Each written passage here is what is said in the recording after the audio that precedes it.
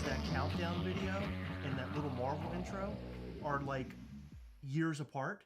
Mm-hmm. It's so weird, right? Like watching both of them back to back. Yeah. Like back at like our old house, like in our old studio area, to everything.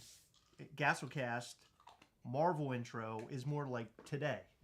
It's weird, right? It's really weird. Hello, everybody. I'm opening a video or this live very different than I normally would, but that's okay. Me too. I just took my evening dose of my antibiotics. How are you doing? By the way, are you doing okay with that antibiotics, or you don't know, huh? I don't know. I don't want to be on them, but they insisted that I'm on them. Heather has been having really bad styes. She at least had them over the last few months. And there's one that would just not go away. Well, I know you have many, but there's one specifically that just will not go away, and it's huge. And we thought on Friday, I thought you would be wearing an eye patch tonight. No. You don't wear an eye patch. You don't? No. Well, they have to. So anyway, they were going to go in and cut it out or something, or like remove it. And so I thought you were going to be eye patched up today. Yeah. Or tonight. But no, you're not. I mean, I don't know if I can put up with that. I don't know if I could deal with my woman with an eye patch on. I don't know. I might have to trade you in if you're wearing an eye patch. I don't know. I'd be trying to get that booty, if you know what I'm saying. Oh my God. All right. Hey everybody. Man, what a weekend. Are your ears gauged? Yeah. So yeah, I do have plugs in right now. I think they're 00, if I remember correctly. I haven't like gone any bigger. Like I just stopped years ago because I didn't want to have them way too big. I knew somebody, we referred to his ears as butthole ears because they were just so big that he had to have them sewn up. And then when he got them sewn up, they look like little they look like little divots in his ears. Like they were kind of poked in and they looked really weird. And I promised myself I would never get to a point where if I didn't want these anymore, that my ears wouldn't look like that. But it's just me now. I mean, I look at myself in pictures in the mirror and stuff, and I don't see them. And I'm pretty sure a lot of people who see me don't see them either anymore. They've been in for so long. What a weekend. We've had such a great weekend. I would say mainly because we were finally able to just sit back and relax, and that's great. We will get to the content in terms of the cover photo. We'll talk about all that, but let us start off. It's a bit rocky at the beginning because we've been running around all day, and now we're sort of like, I don't know, deflating after all the excitement. So we're trying to keep excitement for you while we're here live. Thank you for being here, by the way. So the weekend was great. Heather and I were able to kick back most of the weekend and sort of game a little bit. I'm playing Star Wars Jedi Survivor. Heather's playing Hogwarts Legacy on our PlayStation 5s. Great games, both of them. Was able to put in a lot of time into Jedi Survivor. Love that game. What a great game. Probably one of the best games I've ever played. Highly recommend if you're a Star Wars fan to play Jedi Survivor, and also the game that came before it. I can't remember the name of the game, but it was very good as well. But the point is that Heather and I are constantly in motion all the time, working our regular jobs, working Mischief Toys. For now. Well, you're working a bigger job right now. You're working Mischief Toys, at home all by yourself. Thank God, honest to God, thank God you went through the situation of being laid off.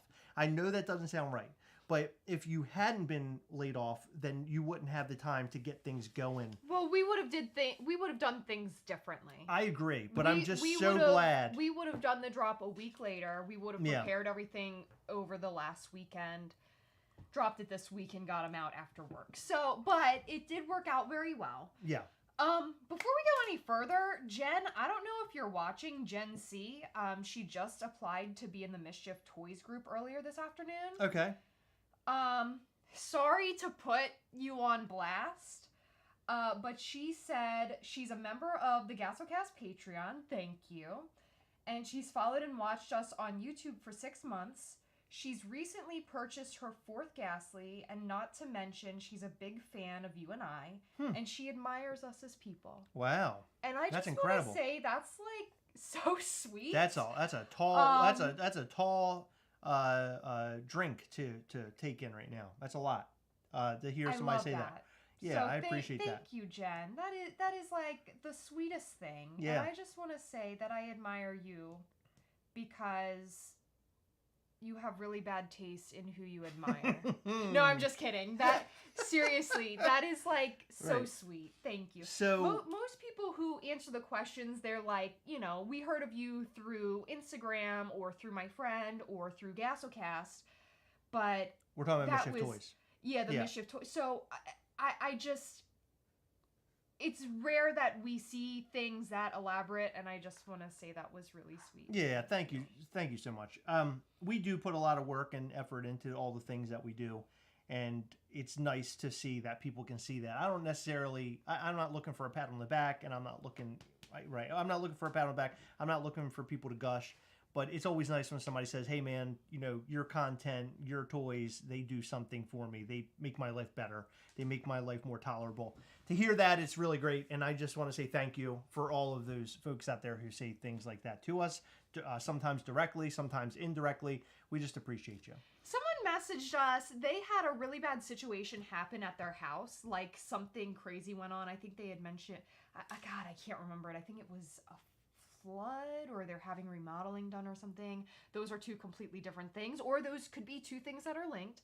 But they specifically put their favorite collectibles on their nightstand, and Ghastly was a part of it. No kidding. Yeah, they sent that to Wow. our email. They sent us a picture. Oh, I'm so sorry that they're having flood that was problems. so cute. I know, but Yeah. But to have issues like that and still want like your favorite things Yeah. to be with you Above as like water. a part of home. Yeah.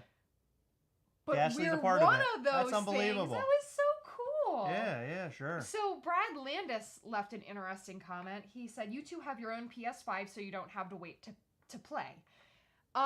Yes, but also we've always had our own separate gaming system. But funny story about the PS5. So the night that they went up for sale, Chris bought himself one, and I was asleep. But he grabbed my phone and ordered mine for me on Amazon. Right. And I woke up, and there was an email that said, like, thank you for your order. And I was like, what the hell did I buy? And honestly, I was really upset because it was during the pandemic. Like, it was like pandemic central. Like, the pandemic was like in full swing. Well, it was a really hard, it was a bad time for the PlayStation 5. Well, bad time for people trying to buy the PlayStation 5. You couldn't get it.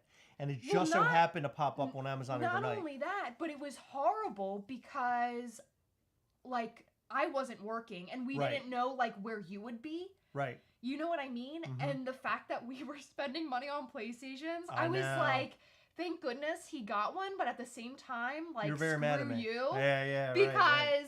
like, you told me, this is another thing. You were like, well, I'm going to pay for it. You never paid for it. I I'll had to pay for it, for Christ's sake. This was like 3 years ago. I can I'll pay for it now. Russ is I asking. was like, are you kidding me, Russ Chris? is a loaded gun of questions. He's asking a God. lot of questions. The first one he's asking is, where's the name come from? You had mentioned in your second question that you knew it comes from our last name, and that's true. Gastlecast, G-A-S-T, is our last name. Gastlecast overall, though, somebody came over to our house when we had purchased our last house. It was a small house, by the way. 2-bedroom, 1.5 bath. It wasn't humongous. No, it was 2 full baths. But they called it they called it the Gastle, G-A-S-T-L-E. Like it's our castle. So we like that name. So we wanted to start a podcast talking about films, which is what we did originally. Then eventually we made a YouTube channel where we unbox stuff. And since then, we've been called the Gastlecast. So that's kind of where that comes from. So anything that we do typically involves the word gas. So Ghastly, our character from Mischief Toys, Ghastly, Gastlecast, our last name is Gas. So, you're going to find our name in a lot of the things that we do. But we joke about our last name being Gastlecast because a lot of people will refer to Chris and I as Chris and Heather Gastlecast. Like, people assume that that's our last name. Yeah. I love when people calls Chris and Heather Gastlecast. It's so good. Goodness, you're not kidding. Russ has, like, all sorts of questions. How did y'all meet? We met through friends. That's a very long story. I'm not going to get into that. We knew each other. here. We knew each other, but we were in separate circumstances, and then after our relationships ended with other people, Sort of. we ended up meeting each other. Yeah. Basically. I sort of had a boyfriend when we re-met, but Right. he was a fuck boy. So I said, Can peace, you not? bitch. Can you not say that? Like, do we He have to was curse? a fuckboy. Okay, Heather. That is literally, if you look it up in the dictionary, it's a picture of him. Oh, thank you, Brandon Roy. Brandon Roy said Franchise Kicks talked about us, and that's how he learned from us, or learned about us. So thank you, Brandon Roy. Franchise Kicks is awesome. You know, we appreciate your support, man. Thank you. It means a lot. Chris and of course, Russ, glad to help. Glad to answer. I'm going to continue answering your questions, Russ, but since Chris got off topic, I want to say that our relationship with Franchise Kicks is very weird. Tumultuous. No, I wouldn't even say I mean, no, that. it was. Not anymore. Not today, but it was. Listen, Chris and I, we say it so often, but we don't talk about it enough on the channel anymore. We try to, but realistically, we're focused more on Funko news, so it's a bit harder to focus on this, but you'll hear at the end of every video, at least, we hunt together. And we hunt together comes from how we were, I guess, born into the Funko community. I don't know how else to say it, but basically, we somehow found, when we first started collecting, we found a local group of collectors. And what they did was they all helped each other find what they were looking for. So, for example, one big thing that we were looking for at some point in time was Crota it was a Target exclusive pop from Destiny. Destiny, yeah. And the Crota Chase. It was exclusive to Target. Well, basically, we had people hunting for this item while they went to Target looking for, like, their own, if they were into anime, they were looking for their anime pops and vice versa. So we would go looking for Crota, but then if we saw, like, an anime pop or something else that somebody else was interested in, we would pick it up for them or say, hey, man, do you still need this or whatever. So we would hunt together. We would sell these items to each other for retail. I remember one time I went to Target. Your chair is beating the shit out of my leg right now. Sorry. So, basically, one instance that I remember, and this was a start of a friendship. No, stop! Why are we talking about this? It's going to lead into my franchise kick, so if you would shut the fuck up kindly, all right. I would appreciate it. Go ahead. I'm just... So, hunting together has always been, I swear to God, Chris. No, you're so got me. You're so. Deck you live, and I don't care if they come after me. So. Call the cops. You know the story's gonna be wild as shit when you hear so. Tell me what you want. What you really, really want. Go ahead. Come on. Hurry with the story. I'm gonna die. I want to die. I walked into a Target and I found 2 Chase Pops that I had already had. I already had 11 with Eggos and I already had Hopper from Stranger Things. But they were sitting on the shelf and I picked them up and I offered them in our local group. And this guy, Britt, contacted me. And he was like, yeah, I would love them. I love Stranger Things. So we met in a parking lot. And it was right after Chris and I got engaged. Very seedy. Well, we had known him. We met in some No, other I'm saying time. the whole situation is very seedy. But we met in the parking lot. And we hadn't really, talked much before. We knew who each other were, but we hadn't really, had a real conversation. So, as soon as I stepped out, it wasn't like, hey, give me my pops, peace out. It was, how excited are you? And I'm like, to be in a parking lot handing you pops? What are you talking about? He's like, for your engagement. And I just thought that was so sweet that he was, genuinely interested in the fact that we had just gotten engaged. It just Well, maybe he was looking for you to say, not so excited, and he's like, well, let me step in. Stop There's a possibility. You better leave Brett alone. I swear to God, if you're pegging him to be, a bad guy. Okay, I'm not pegging anybody. If we can just cut that off right now. So... I don't want anybody to go around and say I'm pegging anybody. Please. After that, it developed this friendship with Brett, which led into friendships with other people who Brett knew, who we knew as acquaintances. And being within the Funko community and hunting together has always held a special place in our heart. And we based our Facebook group off of hunting together. So for example, we have a rule where you cannot post items over retail for the first 30 days. So even if you find a chase in the wild, help somebody out, because realistically, it's just a fucking toy. Like, does it really matter, you know? And I'm a firm believer in you get what you give. So if you're constantly giving, people would be more willing to help you, versus if you're just out to find chases and flip them, chances are people are going to flip them to you because they know that you're trying to flip to them. You know what I mean? So hunting together is really strong, and it holds a special place in my heart. So with that being said, oh my God, are we Clint, good? Franchise Kicks, oh my God, is an obvious flipper, and he mentions this on his channel. Everybody knows that he flips stuff, and I respect him so much because he's open about it. He's not like shady, like he doesn't pretend to be somebody who's not. He's just like, that's what he does, and that's it. And he's such a nice person. He's so cool. He's so, like, I've had conversations with him many, many times, and it's just so interesting that we're two completely different channels, but we get along so well. Right.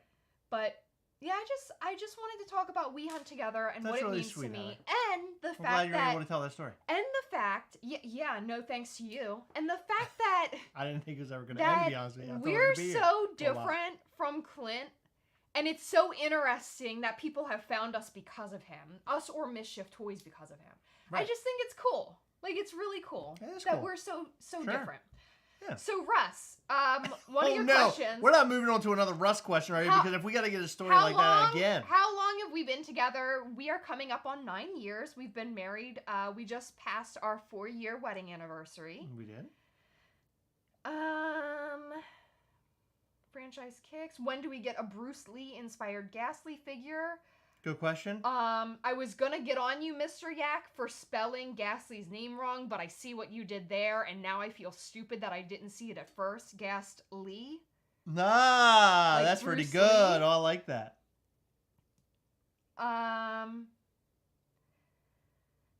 We He's do a not- good guy flipper, speaking about Clint, yes. We do not watch wrestling, although I did in the Attitude Era, when it was WWF. We are into tattoos. You get it together. So we have quite a few tattoos that we've gotten that match, but they're not... The only one that we have in the same spot that is the same thing are our ghost tattoos. We have them in the same spot. We also each have a Ghastly tattoo. We also have a Funko tattoo together. And I have this owl right here. And a Coven tattoo. Oh yeah, and a Coven tattoo. Those are on my feet, so if you want to see them, Venmo me $50. Okay, let's. We're just answering questions about us. It's I feel like this is ridiculous. He's been a lurker. No, it's nice. I'm so happy that we're answering questions, but I don't want to spend the entire live answering questions. No, we have to. Oh, for We Christ's have sake. to. Let me get in. Okay, all right. Let's step away for a second. You collect Whoa, more hold questions. on. Travis Spalding said, "Don't interrupt Queen Heather, Chris." So there we go. Oh my God. Aussie Poppin' Paul says, "I got new glasses and now I can see. Chris, you are a sexy mofo, but you need to shut the fuck up and let Heather talk." Wow, Aussie Poppin' Paul. Whoa, that was a bit harsh. How are people coming into Heather's corner right now with that long ass story she has told? Are you kidding me? Actually, I just added on that last part. Oh, you did? Yeah. I was gonna say. Okay. All right, Chris and Heather, any pops that you want to see for the summer convention? Nothing off the top of my head, no. The only two things I've ever wanted to see in Funko Pop form, Doctor Strange with the 6 arms and Destroyer from Thor. Will we ever get him? I don't know. There have been multiple chances to have a Destroyer from Thor. It just never happened. They did make a Wacky Wobbler, yes, but I want a Funko Pop. All right, so. Kid Icarus said, "My Ghastly is on the way, should arrive on the 23rd. Thank you. Beautiful. Thank you. Thank you. We appreciate you. Thank you. You know, speaking of Mischief Toys, speaking of Coven of Mischief, there was something very special that went down today. If you checked out our Instagram, or you checked out if you checked out the Mischief Toys group on Facebook, you would see today we were able to meet up with the real Narrator Peter. So throughout all the different cartoons that we've ever created, different visuals that we've created for Mischief Toys in terms of like commercial, there is a voice, a very specific voice, a very English British voice. And this person is Peter, and he's really fantastic. We found him. Now it's been a little bit over, no, about a year ago, actually. It's a little over a year. A little over a year. Yeah, so we found him maybe a little over a year ago. About a year and a half. I will say this, that when I was looking around, I came across him, and when I listened to his voice for the very, very first time, it was instant that I knew this was the guy. But beyond that, I had sort of written a script that I needed him to read for our very first Ghastly Mischief Toys cartoon. And when I gave him that script, it said, it basically wrote out, here's Ghastly, I think is the words. I can't remember. No, is it? No. What were the words for that? Here's Ghastly. Is that what it was? However he said it, however which way he said this, the way that it came off, it was exactly the way I heard it in my head when... What are you doing? Nothing. Oh, okay. Oh no, I thought you were gonna look up the cartoon because I need to know what the hell it says. I'm trying. Oh, okay. So continue your story, please. Sorry. So basically, the way that he said it was exactly how I heard it in my head as I was writing it, and that's what made me choose him. And to be honest with you, I have not ever thought, "Wow, we did not choose the right person," or "We need to go somewhere else and do have a different voiceover artist." This is the guy. He is the voice of Mischief Toys, and I told him that today several times during our luncheon with him. Just a spectacular person. His wife was there as well. She was so damn sweet.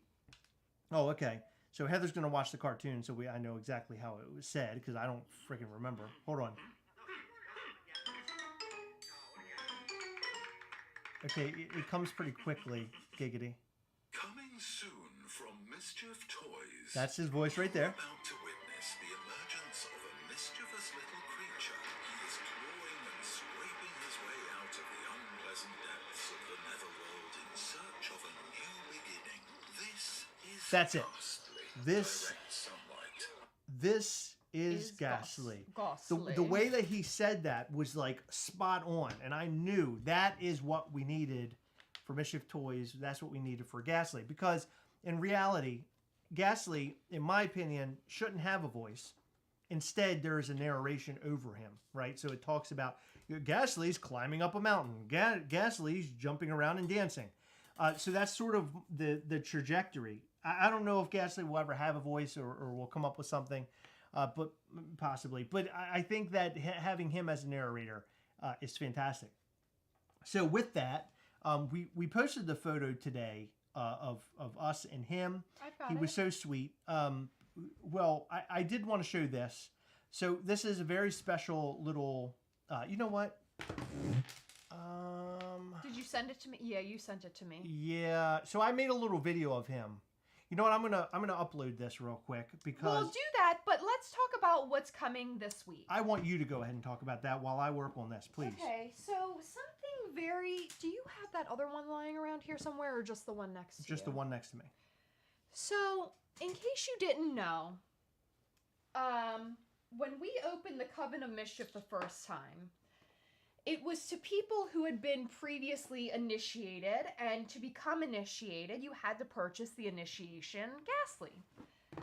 And when you purchased the initiation Ghastly, it came with a coin. And the coin basically said, like, you've been initiated or something like that. And on the rim of the coin, it had something you had to decipher. And basically, it was very simple. I had people literally coming up with, like, fucking math problems. Like, they were showing me different alphabets and, like, numbers correlating to letters and, like, just crazy shit. People were doing math. And I'm like, dude, you just skip, like, to every third letter or something, and it spells out what you need. And it ended up spelling out make mischief. But we didn't tell people how to solve it right away because we wanted to, like, experiment and see how it went. And with that being said, we've had a lot of people ask us, like, is anything like that going to happen again? I don't know is the answer. Currently, we are doing a subscription service. So annually, you'll have 2 chances to join the Coven of Mischief. Very limited amount of people are able to get into the Coven. And this year, and this could change every year, this year, you purchase a $35 annual membership, which can fluctuate. It might be lower, it might be more in coming years, depending on the item that you receive with the membership. But with that being said, you get a membership into the Coven. You get access to at least 1 exclusive figure. Some years it may be more, some years it might just be 1. We can't guarantee anything more than 1 at this point in time, but we're hoping that number could go up. You get exclusive sneak peeks at things. You might get early access to select figures.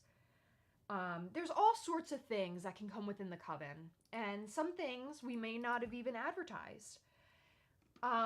With that being said, when the Coven first opened, we sold the Narrator, and it was revealed that this character, this is not Ghastly. This character is the guy that voices all of our Mischief Toys related things, all of our promotions. And he speaks and tells you whatever you need to know about upcoming drops, or introduces you to Ghastly. He may introduce you to new characters. But he's this little dapper guy. He's all black with red eyes. He's wearing white gloves because he's very sophisticated. He's in a little red, like burgundy suit with the Coven of Mischief logo on the breast, Coven of Mischief logo on the back of his jacket. He's wearing a tie. He's amazing. This is limited to 150 pieces, and there were 150 people previously in the Coven. Well, some of those Coven members opted to not purchase this, and we mentioned that in some point in time, we would announce what we are going to be doing with this. And that announcement is happening right now, right before your eyes. We didn't let anyone know that we were announcing anything, so did we? No. So here it is. You guys know that I'm glad I left this up to you. we are about to announce what's going to happen with the remaining very few of these. There are less than 40 available. I'm not going to give an exact number. Okay, let me do this. So, as Heather is telling you all this, I just want to show you this video. I was trying to put it up on my screen here. Can you wait a moment, please? Well, hold on. I wanted to show you this video. I don't think I'm going to be able to. I'm going to have to probably show them on my phone. That's just fine. And put it up to the camera because I don't know. The software is acting freaking crazy. But go ahead. So, this figure will be up for sale for Coven members only. And I just want to let you know, since it is so incredibly limited, we sold most of the 150. There's very few left. He will be up for sale this Tuesday at 2 p.m. Eastern Time. That is Tuesday, May 23rd. And he is exclusive to Coven members only. So if you are not in the Coven, unfortunately, you do not have access to this figure. And this figure is very special, not only because it's limited and it's our very first Narrator, and he's intertwined in the Mischief Toys story, but there's also something a bit more special coming with some of these figures.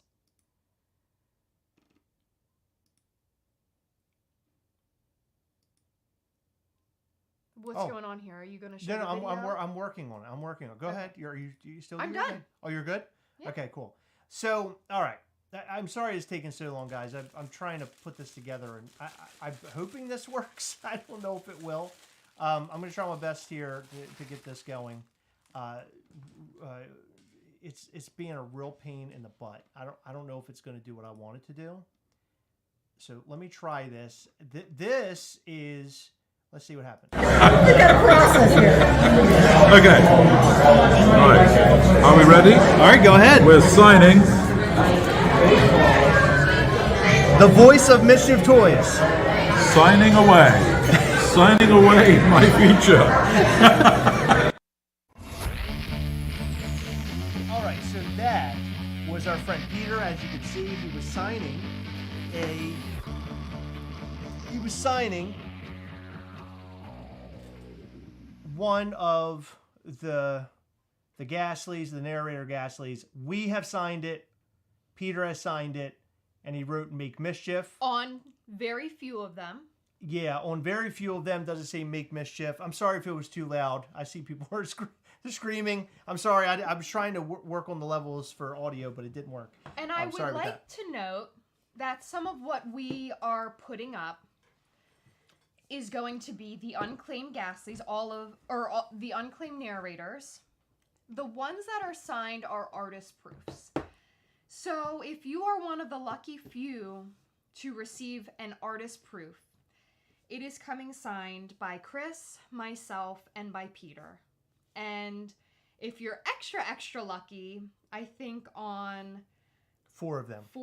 No, three, because one was ours. He signed "Make Mischief."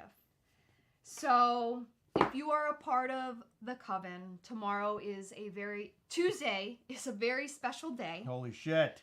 2 p.m. Eastern. Oh my God, we're dropping on the same day. We're dropping at the same time as DC NFTs. Should we change it? 1 p.m. Eastern. Oh my God. Sorry, Oh guys. my God. Are you going to do 1 p.m.? Is that what you want to do instead? There's really it's this Tuesday? I believe it's this Tuesday, yeah. We'll I didn't realize. I forgot about it. We'll have to do 1 p.m. So we'll do Hold 1 on, can we hear Peter one more time? I'm sorry. Yeah. I want to hear Peter one more time. I'll be back. You'll be back? Okay, I have to alter my email. All right, hold. Heather has to go change her email because it was going to go out. People are saying, no, keep it, Heather. They want you to keep it. Heather's freaking out. Hold on. I'm going to play Peter one more time because Peter is freaking amazing and just, we love this guy so much. So you're talking about a very limited figure from Mischief Toys, the Coven of Mischief toy, or Coven of Mischief toy, Coven of Mischief figure Narrator, only for the Coven of Mischief. So if you're in the Coven of Mischief, you'll have the chance at this. And you might even get one that is signed. And on top of it, you might even get one that says "Make Mischief" on it. So these are very limited. Let's play that Narrator video one more time. Turn down your audio for a second because I'm trying to fix it. It's just not working the way that I want it to. So here we go. You got a process here. Okay. Right. Are we ready? All right, go ahead. We're signing. The voice of Mischief Toys. Signing away. Signing away my future. So, Peter is awesome. I just want to say, he makes me smile every time he says that. Peter is a really great guy, and I'm proud to now call him a friend. Before, it was sort of back and forth business sort of thing, but after today, I would definitely say that we're friends now. We have already planned to get together again. Such a lovely human being. His wife, again, very lovely person. So super excited to get together with them again. Will we do future figures that are signed by Peter? That's a very good possibility that we do something like that in the future as well, depending on what figures that we drop and new Narrator figures, because I do want to do different Narrators for the Coven of Mischief.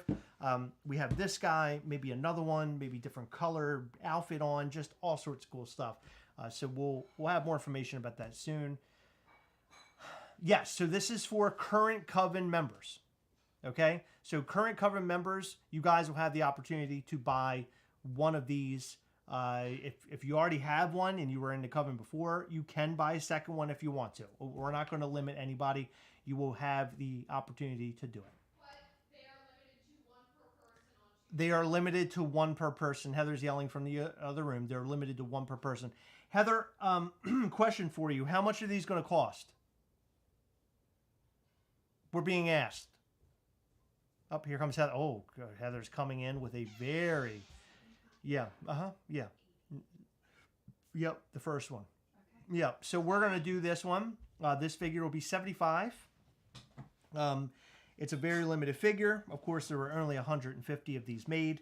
And also you're getting the autograph of myself, Heather, and Peter, the narrator. The chance at. Your chance. Well, no, you'll have the chance at getting that. There are some that will not have signings at all. Okay, so there you go. Look at that. Not all of them will be signed. I'm sorry, I should have mentioned that before. But you will have a chance to get one that's signed. So 75. That's the bottom line. I believe that 20... No, hold on. No, you do not have to be a patron. This is for Coven of Mischief. I just want to set the record straight about what happened on Patreon last weekend.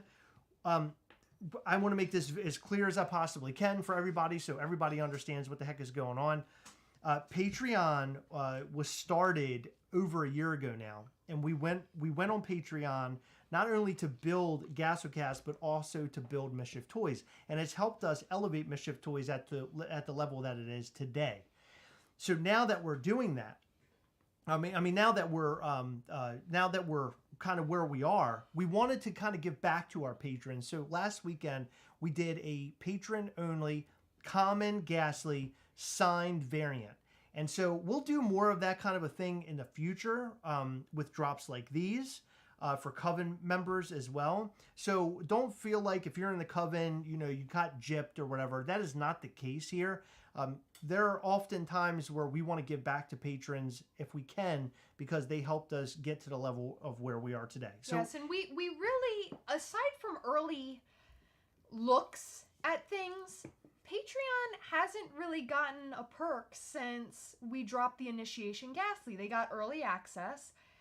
And realistically, that was like so difficult because Patreon fluctuates so much. And there were a ton of patrons literally the day of the drop contacting me saying, hey, I made an account on Mischief Toys. And I'm like, dude, this is about to drop in like an hour. You couldn't have done this like yesterday or the day before. Like, it was just too much. Yeah.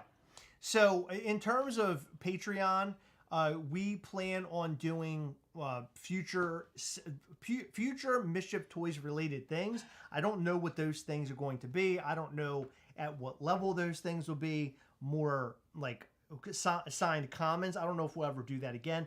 But there could be some fun things that are happening on Patreon. So I always say, if you want to be behind the scenes of Mischief Toys in any capacity, it's joining Patreon. Patreon is sort of a meshing of both Gastlecast and Mischief Toys. It's the two of them together. When we go live with our patrons, I call them our friends, every month, we chat, hang out, we have a really good time. We show future Mischief Toys related stuff. In fact, in the month of, month of June, we're going, and that'll be, of course, next month. I feel like we're going to show the plush Ghastly for the very first time. We're going to show you a photo of what it's going to look like. June or July. Yeah, so we'll discuss it. And most likely, we'll have a future look at the summer convention exclusive sometime in June. Jesus, I'm burping up a storm here. So we have a lot more coming to our patrons. I don't want you guys to ever get discouraged over the amount of content. I feel like we haven't posted enough unedited footage, and it's only because of we're under like time crunches of getting things done. So please, I will say this, please bear with us. We will have more content in terms of unedited footage coming your way very, very soon. But the calls, I think, are the meat of why you want to be a patron, because we go live, we do an assortment of giveaways. Patrons will be a part of our Patreon call, and they will be doing giveaways while we're doing giveaways. It is unbelievable. Carlos Q, as an example, every single call, I think, over the last 5 months has given at least one thing away. Just killing it and giving away some really heavy duty shit. So if you want to be a part of all of that in this community, having a live chat with us, seeing us face to face, being able to have your voices heard to us in terms of just collecting about Gastlecast, about Mischief Toys, that's the way to do it. I think that if you join Patreon and you're a fan of all the things that we do, you will absolutely love it. So I'm just throwing that out there. That is not like, hey, join our Patreon or else. It's just, hey, this is what we're doing, and I want you to know, and I think you'll like it. Especially if you like what we do with with Mischief Toys, and they do get sneak peeks. This month, they saw the Pride Ghastly, and they learned about the charity we're going to be donating to, which, by the way, we will have news about that very soon. If you want to learn about what we are doing with Mischief Toys, highly recommend signing up for the newsletter. With that being said, don't ask us personally when things are coming out. We're not going to answer it unless it's been in a newsletter already, or if a newsletter is literally about to come out. Because sometimes we do get on here and we say things like we announced this Coven thing, and then I went and sent the email literally just now when I was away, and I wouldn't have told anybody else because this is where we're announcing it. So your best bet is to join our email. You can keep up with us here, but everything that we do will go in emails. And by the way, the email only went out to Coven members. So if you're not in the Coven, you didn't get an email. But with that being said, we announce everything having to do with Mischief Toys that is public information on our email list. Additionally, if you have any order mix-ups or any questions about Mischief Toys, anything Mischief Toys related, we prefer you going to our email. That's how we can best troubleshoot, because it's often where Chris and we get so many messages throughout the day, whether it be on Facebook Messenger, Instagram, wherever. We like to centralize Mischief Toys stuff purely to our email, unless it's just like a DM saying, hey, love what you guys are doing, or whatever. Any issues that may arise or anything else, we prefer it going to our email. I just want to make that known. Big block, we're not going to SDCC. However, we will have a summer convention exclusive, and I will tell you right now, hands down, I have shown very personal friends of mine. I have shown my family, and also I showed the narrator today, Peter, the summer convention exclusive figure. I don't think I've had reactions the way that we're getting reactions from that figure like we've gotten anywhere else. Like all the other figures we have gotten, and I've showed friends and family and stuff, they're like, oh my God, that's so awesome, that's so cool. This one, people are literally melting in their seats when I show them. So I will just say that summer convention exclusive for us, for Mischief Toys, is going to blow your pants off, and I cannot wait to be able to unveil it and share it with you.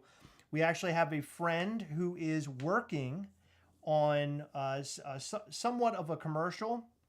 He's doing one part, I'll do the other part. The narrator will speak over it. I think that this idea that we have come up with is brilliant. I think it's going to be really cool, and I think it's going to be something that you all enjoy.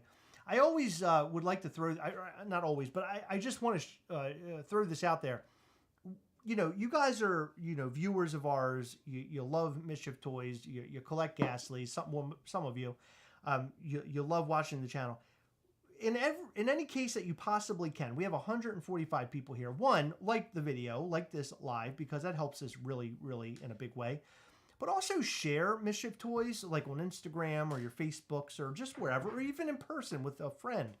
Just share as much as you can. Help us grow. I mean, that's realistically, it's the growth of Gastlecast is something I'm into, right? I do a video every single day. I love Gastlecast, and I want to continue to grow it.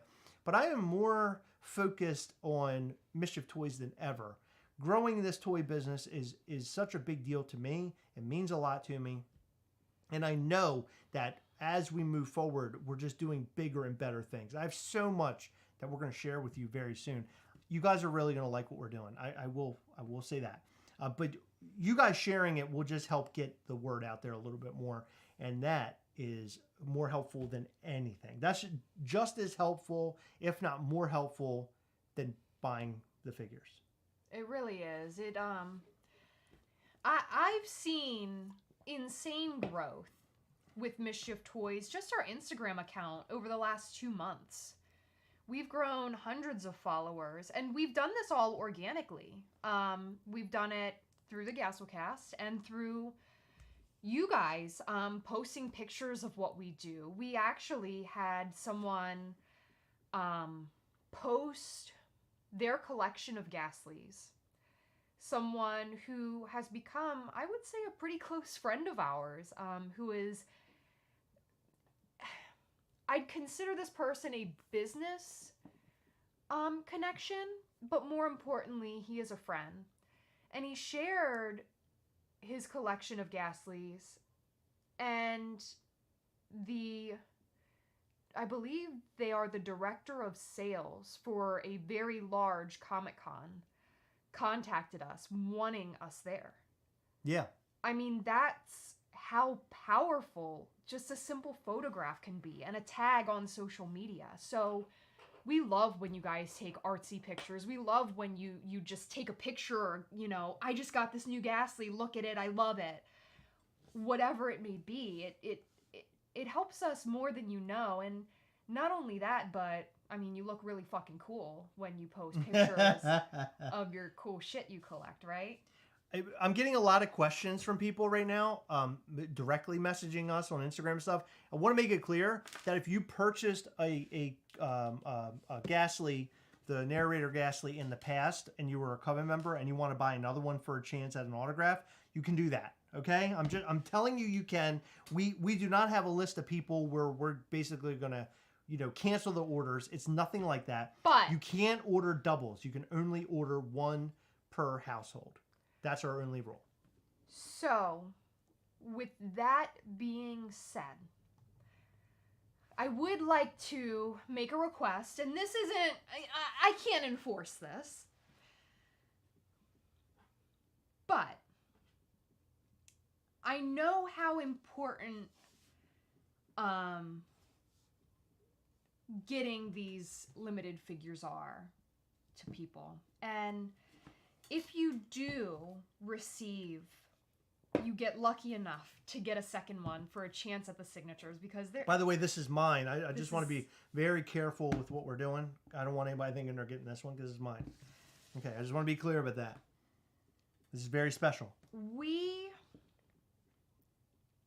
would love, and again, this is not, we know that this is a limited piece, but as collectors ourselves and as the Gastlecast who hunts together, we would absolutely love to see, if you get a second narrator, to see you help someone else hunt together and give it to someone for what you paid if you obtain a second one. And again, that's not a requirement, but it would warm my heart, and that's just what we're about. You know, we want to bring fun stuff to collectors, but I would love to see a little bit of that, you know? And I don't expect it to happen, but I just want to make it known that that would be really cool. So, totally Mission Collectibles, dude, I totally understand where you're coming from, and I'm not saying that I disagree with anything that you're saying. The only thing I'll say is that people are in the Coven of Mischief. They were able to get into this special organization that we put together, and so they get the chance at this. We will open Coven of Mischief memberships in the future, and we'll expand a little bit. Hold on. Sure. The Coven of Mischief is an annual membership, and we gave people ample time to learn about what it is and to prepare. And I understand that, you know, people might be joining and they're brand new. But let me be very clear about something. And this don't take this as hostility, because it's not, I promise you. But we have so much coming for you guys that the specialness of the Coven, yes, you're going to want to be in the Coven. I will say that if you want very, very exclusive things. He's in the Coven. So he's basically saying because he's in the Coven, he's a new person in the Coven. The new people in the Coven should have the chance. Okay, I get it. Okay. But we have had some comments like this. Gotcha. Okay. So people who aren't in the Coven, number one, we will have 2 spots opening per year, and this can change. We might do 3 1 year. We might do 4. I don't know. But Hold for on, right now, be clear about that. So for right now, no, what you just said. No, be clear about that. For right now, the Coven has already opened, and it is closed. All of the allotment of Coven memberships has, like, it's gone right now. We will be opening the Coven later this year, and you're gonna want to be in it. And I just want to make it known that we will be doing limited pieces for everybody. Our plans right now are a minimum of 1 figure per month through the rest of the year. And that's our goal moving forward. But some months, like October, that's a heavy month. That's New York Comic Con and that's Halloween, which is our favorite fucking holiday. And you're going to see some cool stuff. So, Mitch, I didn't mean to like use what you said to put you on the spot or anything. And I promise I'm not like, you know, I'm just being straight to the point. But I want to make it clear that if you're not in the Coven and, you know, you see things like this and you're like, man, I really wish that they would make this available to the general public. If you join the Coven, you will have access to things like this, to cool things that nobody else will have access to. So we're trying to build something special as well as build our brand. And I think that we're doing a fantastic job at, you know, making something special as well as building on to what we've already built. And I love what we are doing. I love what we have coming. I think that all of you will like be super stoked when you see everything that we have. Like our Pride designs, the figure, the box, the pins, the shirts, they're just out of this world. And I think that, you know, you're going to fall in love with it. I really do. Yeah. Yeah, it's going to be awesome. July, we have our summer exclusive. You don't even know what's coming. And Nick is in here. He knows what we have coming. And it's for a special reason. We're not giving Nick like special treatment he's helping because us he's with a our friend. commercial. He's helping us in a very special way because he's very talented. And I think based off of his reaction when I sent him a video of our summer exclusive, I think I know that he's really impressed. And I think that everybody else will be too. Wait, you're talking about the summer convention? Yeah. Oh yeah. This thing is insane. It's great. Yeah, it's great. So Insane. The sale of this figure will happen on Tuesday at 1 p.m. Eastern. Heather made sure that the time doesn't fall on the same time as the Funko NFT drop. We could have done that, but I feel like that would be improper because everybody wants to go after the NFT drop, and I know how stressful that can be. So we're going to make it an hour before. This will be for Coven of Mischief, folks. So good luck to you. Hopefully you get a signed one. Hopefully you get a signed one that says Make Mischief. Mr. Yak asked, is this mine, and did I sign my own box? And the answer to that is yes. I did. And this is because it goes into our collection overall of all the things that we have for Mischief Toys. Believe it or not, a lot of the pins and things we did not save over the course of time. We just didn't, because we were trying to make sure to get all this product out to people. In terms of the figure, though, we were able to keep each and every one of the figures. This one is just so special to me. I'm glad that I could sign this, and my signature can share the same space as Peter, the narrator. It's just incredibly sweet. This made my entire year practically. Peter's such a great guy, and I feel like today we made such a connection that we're going to be friends for life. And it's just He's amazing. It means a lot to me. This whole thing that we do, Gastlecast, Mischief Toys. At the end of the day, for me, it's the connectivity that we make, the friendships that we make, and the people that we meet. That's what keeps me going. That's what keeps me in it and happy and excited about each and every day that comes after. So I'm so amped. I'm so amped after today that we were able to meet Peter, and we had such a lovely time. I had a lunch with him. It was great. Amazing. Although my meal was screwed up because they put tartar sauce all over my plate with my crab cakes. Who does that? That's so ridiculous. Why not put it in a little cup?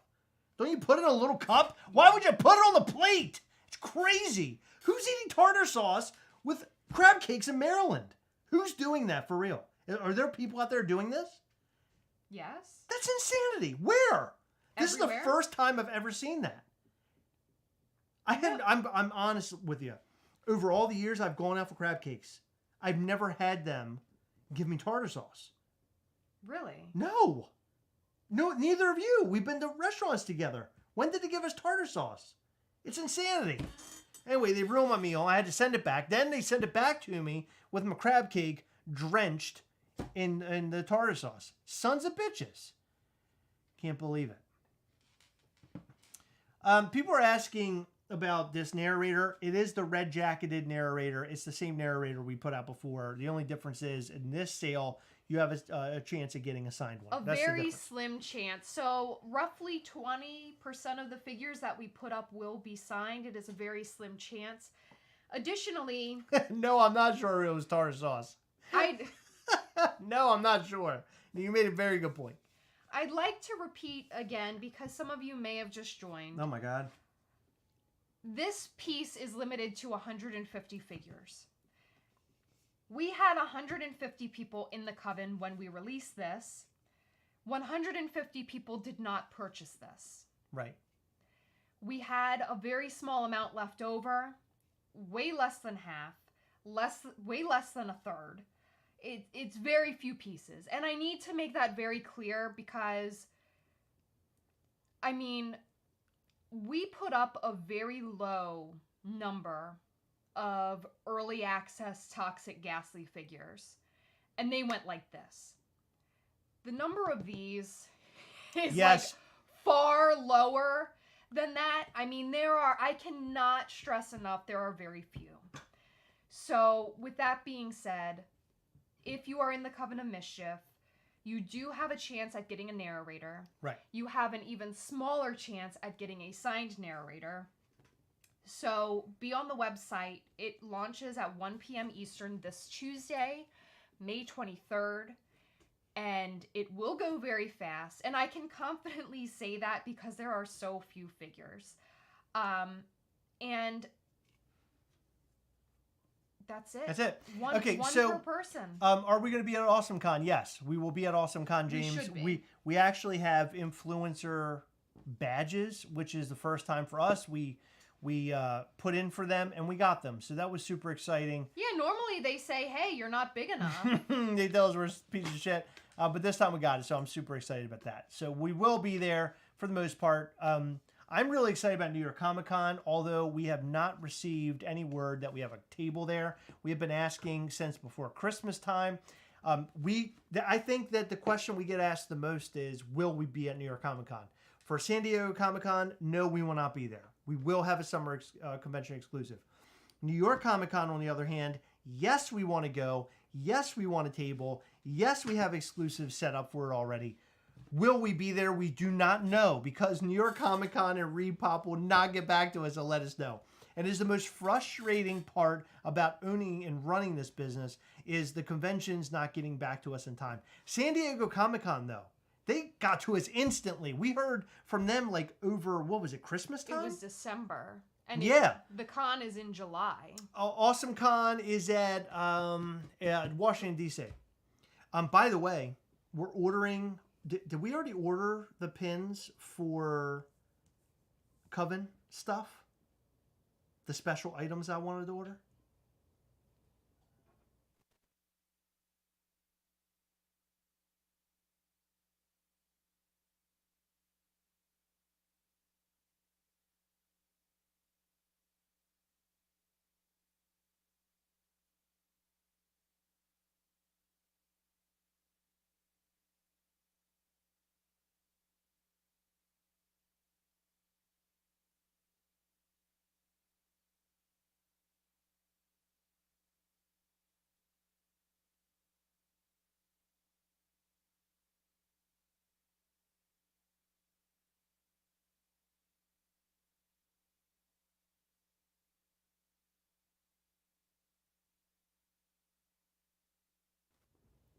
Sorry.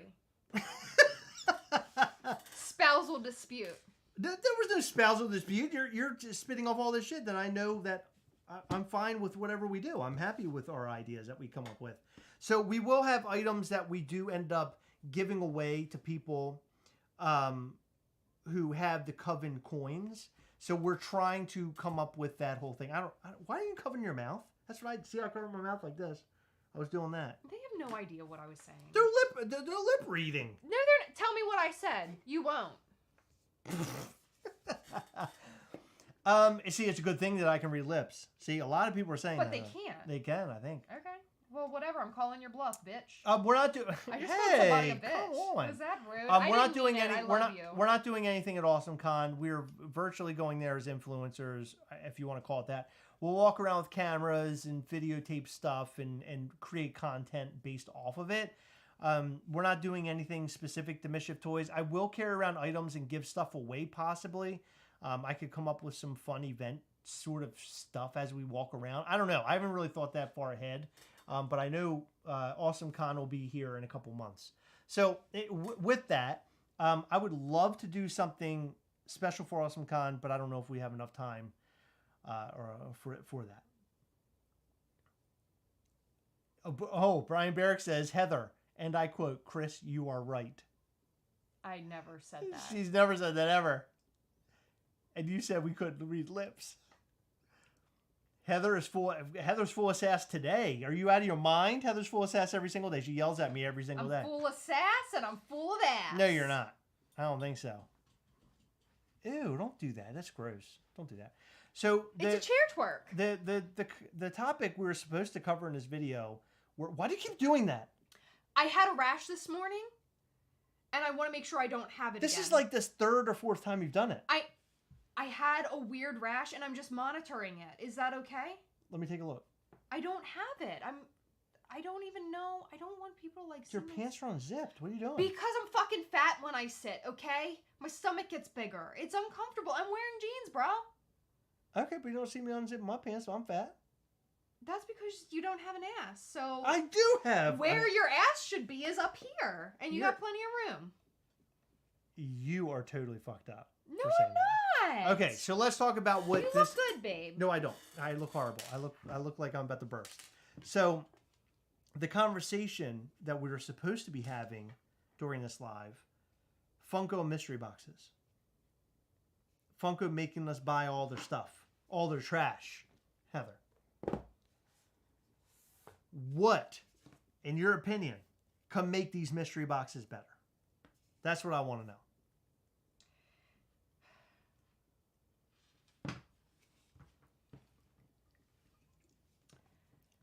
You know what the ultimate move would be? And I, honestly, I would respect the fuck out of it. Dick pics. Besides that, announce a mystery box. Announce some, like, stupid price, like a ridiculous price. And tell people they're getting a music-related pop or music-related pops. When they open their box, okay, say there's only 5,000 available. They make 5,000 of the pop I'm about to talk about.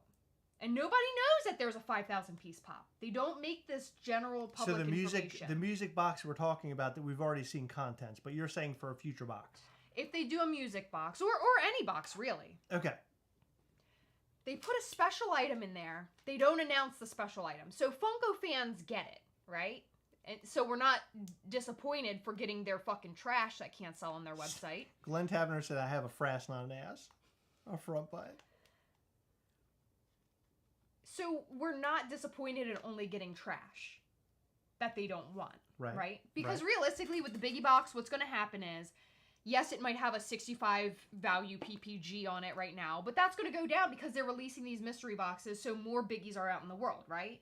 Right. So people are going to be asking less naturally. That happens with every restock. With that being said, completely blindside everybody. Only put 5,000 of the things up.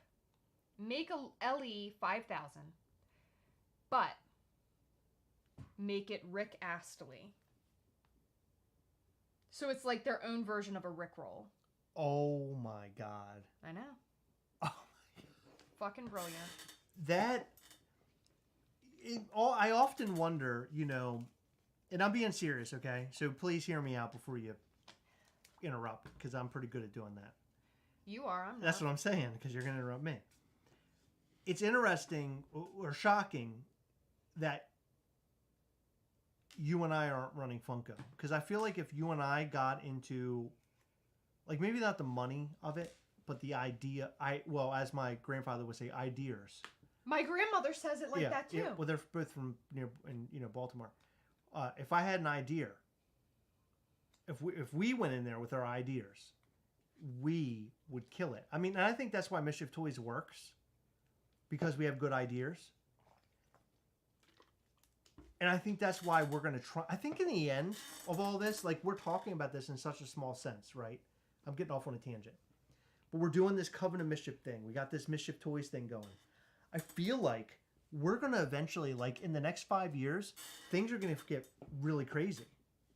Because don't you feel like we know better nowadays because we are the collector, that we have a better chance of connecting to the collector because of what we do? So basically we're taking what we learned and we're putting it into action. If you were listening to me right now, this would be amazing. You and I would be on the same page. I'm listening to you. We'd be just totally all in. The reason that Funko has gotten so... Hello, Celeste Crawford. We love you. The reason they've gotten so, I just want you to know, if something really bad happened to you, I would marry Celeste Crawford. Go ahead.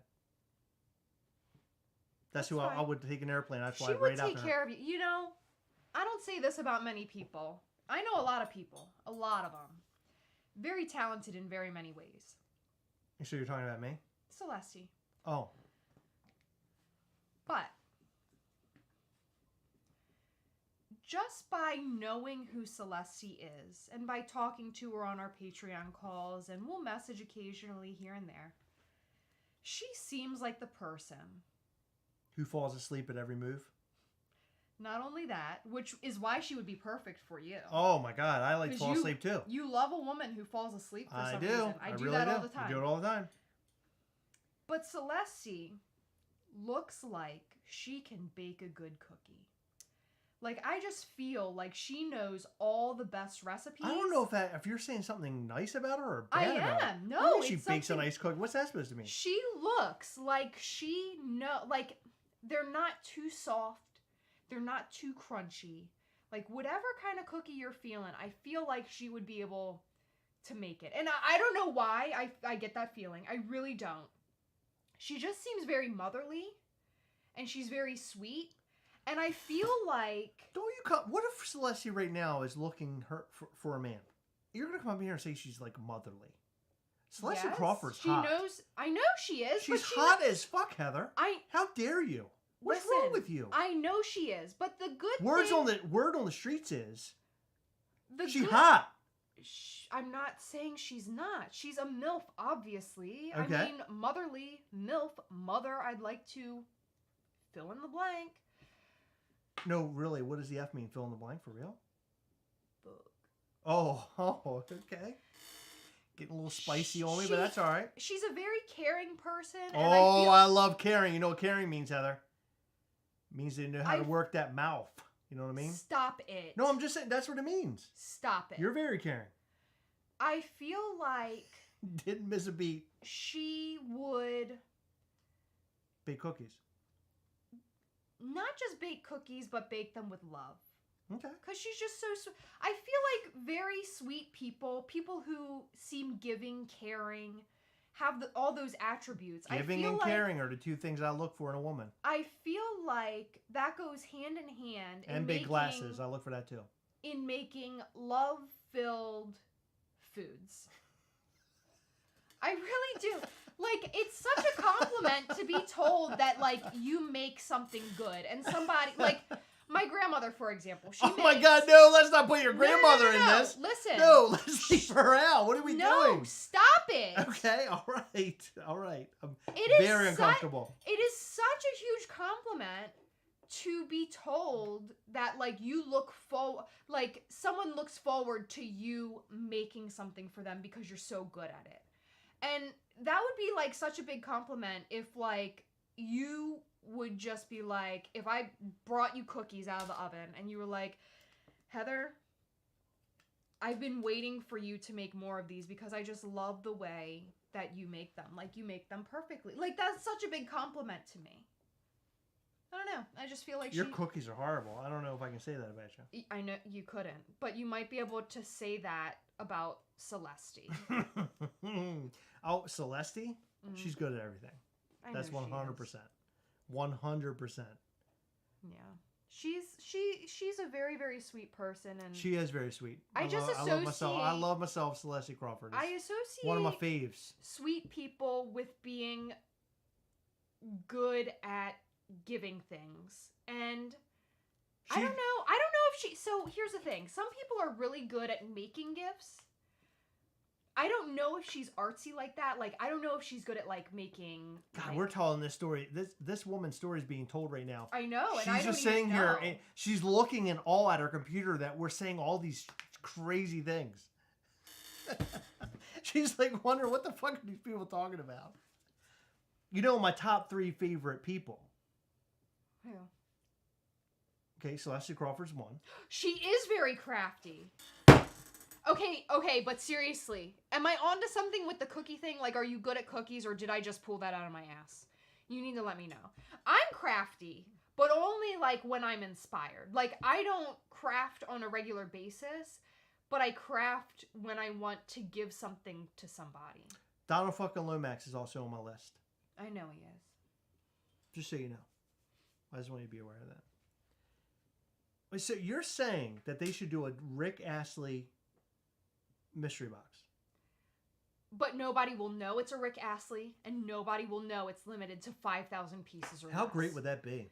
That would be Motherfucker, if they did incredible. that. And guess what? That should have been their April Fool's. They put in a Rick Astley pop that's limited. People will be so fucking pissed. Why that aren't they passed making on Rick it. Astley yet?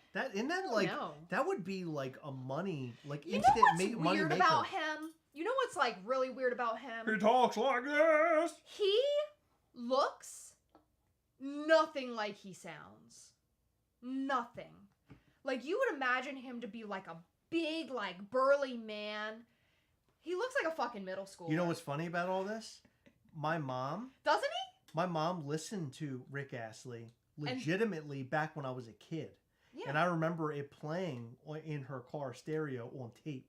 Yeah. So we're talking like it was before it was a joke. Mom was listening to it. It was fucking real. Like, that was music. Yeah. We were driving down the street to this. There was no jokes. There was no laughter. We were driving around to Rick Astley. Yeah. Never it's a gonna good give you song. up. Yeah, that was back in the Stone Age when you were a kid. 1940s or so.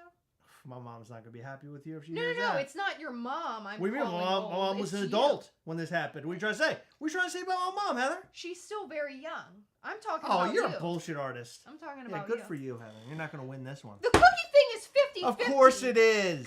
Celeste! Celeste Crawford I'm does not not look good. like... She doesn't look like a cookie woman. Mm. I feel like if I need somebody to make me a towel, she could do that. A towel? Yeah, she can do a towel. No, she can't. I got a pee-pee. Okay. So, what I want you to do now, we've talked about the Coven Okay. of Mischief thing. What did I need you to do? Oh, shit. Oh, can you talk about our podcast? My idea for the podcast. Can you We talk already about talked about that last We week. haven't really talked about much about that. I want to dive a little bit deeper. Maybe we'll leave it up to me. We'll leave it up to me. No, When I I can come do back, it. I'm talking about it. Here, just keep their attention because when I stand up, my entire butt's gonna come out. These underpants I'm wearing, it's all front and no back. I just want you to know that. Here we go. Ugh. Do you think Rick Astley has a really deep voice when he talks regular, or is it just when he sings? I bet he has a huge hog. I didn't ask about No, that. I'm just saying. I bet he does. Okay. So the podcast idea is very interesting. Tomorrow, okay. As you all know, I'm out of work right now. The business that I worked for completely shut down, closed their doors. Again, I'm going to say it. It's not a me thing, it's a them thing, all right? It's not because they didn't want me anymore, because who doesn't want me? No, to work for them, seriously. I'm good at what I set my mind to. But enough about me. I'm not bragging. I'm not here to brag. Although if you're hiring, find me on LinkedIn. The podcast we're doing is very interesting.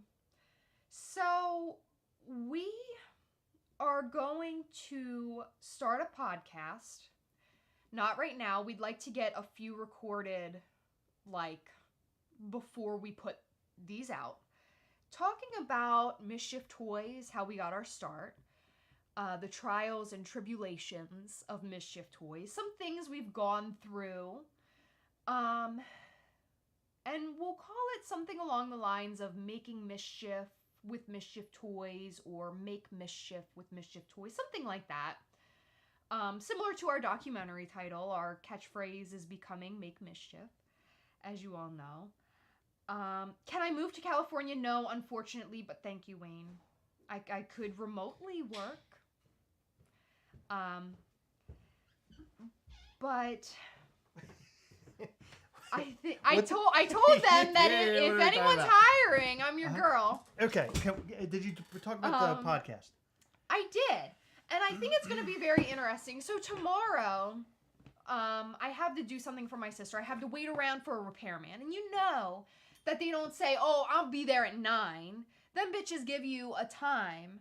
And it's like, well, we'll be there between 8 and 12. Well, fuck you. What if I want lunch and you're there, but I don't know that you're going to be there? Or what if I'm like, I don't know. Like, I hate the windows. If they could give me like a 1 hour window, we'll be there between 8 and 9, I'd be like, sweet. But 8 and 12, like, fuck you. Like, you have oh my God. Okay. You have no, you stop. Stop interrupting me. You have no sense of, like, what people do and what's acceptable, okay? Fuck those people. But anyway, with that being said, I'm going to write down, I'm taking my notebook with me, and I'm going to write down some ideas that I have for this podcast. And I already have some in my head, but I think it's good to take a pen to paper and get some organization down so we don't stray off topic, because we're good at that. I have a pretty good idea of what I'm going to say in my head. So the podcast really is one for us to have history on what we're doing.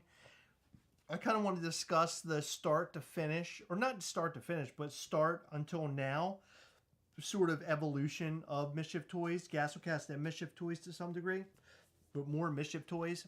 I want to discuss all the things, right? All the things that we've gone through, all the things that we've done, the trials and tribulations.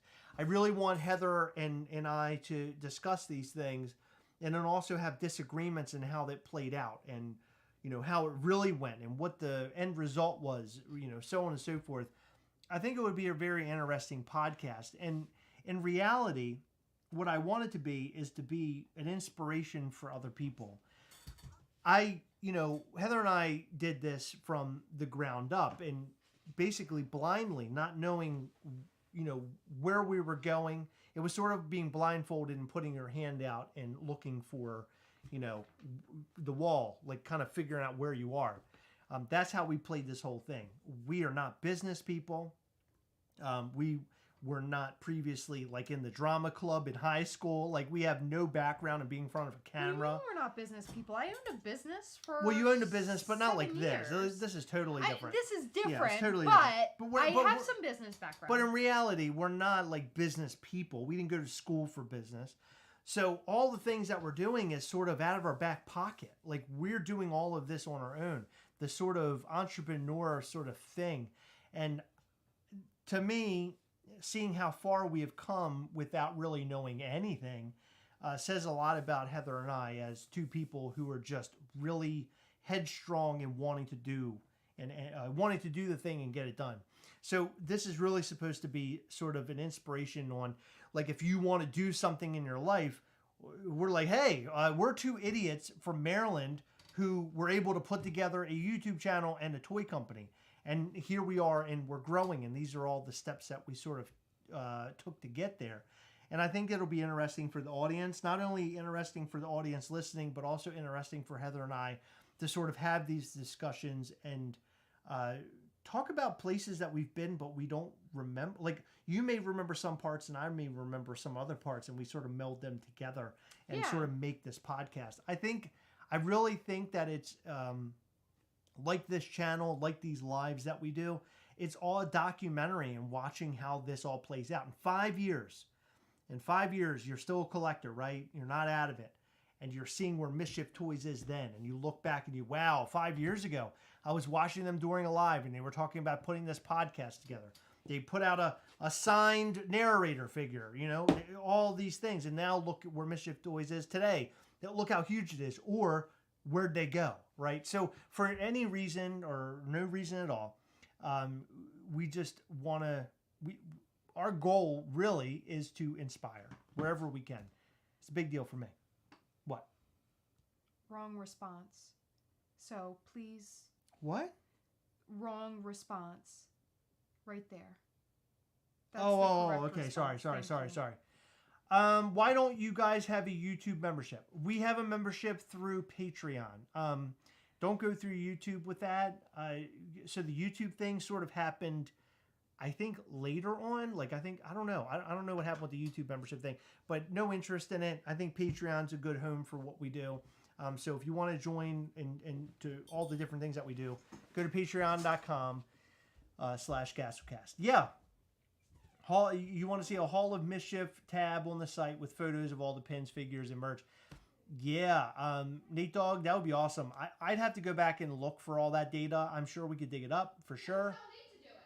Yeah, Nate, you could do it, Heather said.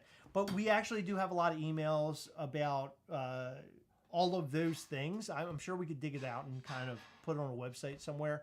We really should for an archive for ourselves, so we know kind of what we've done and how we've done it.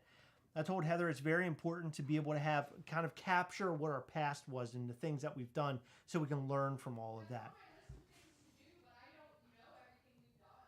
Right, yeah, I know. Yeah, Heather's saying she doesn't know all the things that we've done. But, I think if we look back far enough, we can figure that out. Thank you, Brendan. Yeah, I didn't really think about the YouTube thing. I have to look into it. Frankly, I think that with everything that we have going on, I think Patreon is sort of the place. I think us going live. I think YouTube is different. Well, no, he's saying that he is a member of people's YouTube and Patreon. I'm saying I think they just get like special stickers and a special emoji next to their name when they comment. Oh, okay. Yeah, I don't know much about YouTube YouTube membership or whatever. I have to look into it. But yeah, I don't know. Maybe we could look into that. That could be fun. Let's see. I swear I just tried to rickroll your asses. Catching the tail end of the stream after work. What did I miss? John D, what did you miss? So, Coven of Mischief members will have a chance at buying this Narrator Ghastly. We only have a certain amount of these, and some will be signed, and only some will be signed, a very limited amount. And some, I think 3, will have Make Mischief on the box. So it's very super limited. What beers tonight? I have Fiend Without a Face. It's a Indian Pale Ale. It's very good. I enjoy it. Thank you, Lissa. Or is it Lissa or Lisa? Thank you very much. Yeah, I think that we have to be real about everything that we do. I think that's in order for us to stay true to who we are. That's what we have to do. But we do have sponsors, obviously, $7 pop and Popping Off Toys. But we don't have to bullshit around about who they are and be, oh, they're so great and they're so awesome. And we don't really know that they're so great and so awesome. We know that they are. We're very close friends with both companies. We know that their products are top notch. Love those guys, and we will continue to yell and shout $7 a pop, and also Popping Off Toys. They're both great. My number one favorite Marvel movie of all time. That's a trick question. People are going to kill me for this, but Captain America Civil War. I just love that film so much. I love it. Between that and Infinity War. I love those two movies. Very great. Like a top 5. Very great ensemble movie. Whoa. Where's my food? I'm eating dinner. I'm sorry. No, you don't like to eat on camera. I don't mind it. Do you want some? No, it's fine. It's fine. It's okay. For me, my favorite Marvel movie, because I know that you're so interested. I have a lot. I like Infinity War and Endgame. I like Spider-Man No Way Home. Oh, that's a great I film. love that one. Yeah, it's a great film. Black Panther is Yeah. another fave. The first Black Panther film. And I love the Guardians of the Galaxy. I love them so much. Between who they are, the silliness of it mixed with the seriousness, I love that. I feel like you can go into those movies and it doesn't feel like straight up superhero, but it's still superhero. What's your favorite of the Guardians films? I think the first one, just Yeah. because it's the first one, but I too. like them all. But the soundtracks are out of this world too, in all three. Brendan, we actually have $7 a pop creating protectors for our Ghastly boxes as we speak, actually. I think you'll be happy with what they come up with. That's something in the works. Heather is eating chicken, mixed vegetables, and like a southern mix vegetables that has black bean and corn in it. We were very lazy. Chris made the steam fresh. It's like a southern. It has lentils, black beans, corn, I think red peppers in like a Southwest sort of sauce.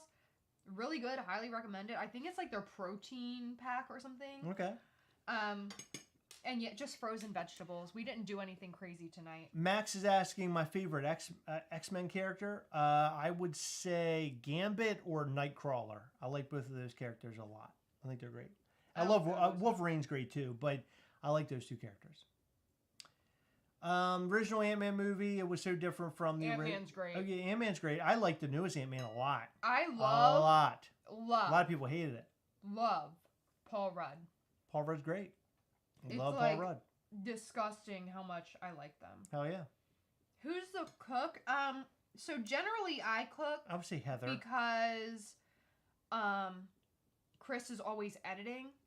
So I'm generally the one that cooks. And Chris by the makes way, a I good- really appreciate you doing that when I'm editing because, I mean, for real, it's a lot of work going through the editing thing, and I know it's a lot of work to do dinner as well. So I appreciate you covering that. No problem.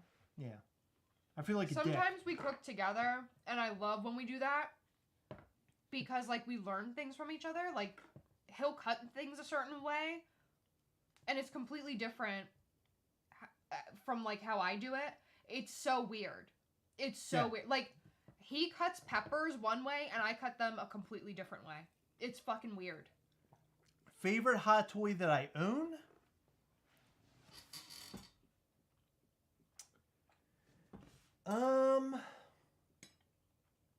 I really like my Miles Morales Spider-Man. We were just watching that Spider-Man film last night.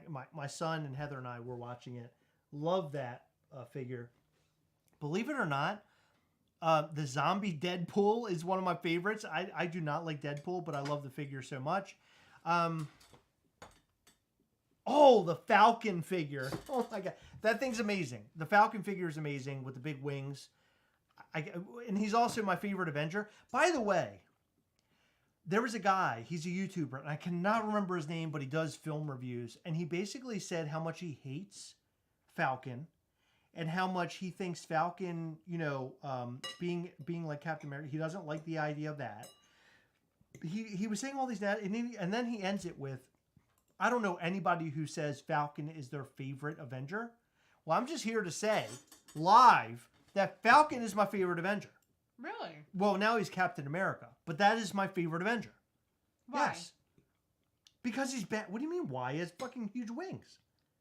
I'm asking your reasoning as to because because one, he's very noble. I love that he is like was like the background character, like the side character of Captain America, but has become his own hero. He's shown up like randomly throughout the Marvel films.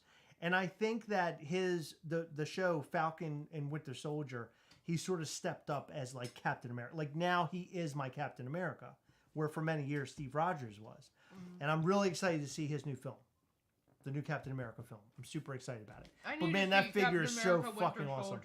And I like the actor too, that plays Falcon, Captain America. Great. Oh my God, I love that guy. Winter Soldier's great too. Yeah, Winter Soldier's great. Sam Wilson. He's awesome. Sam Wilson's badass. I love that character so much. Alfie wants to order Uber Eats from you. Is that okay?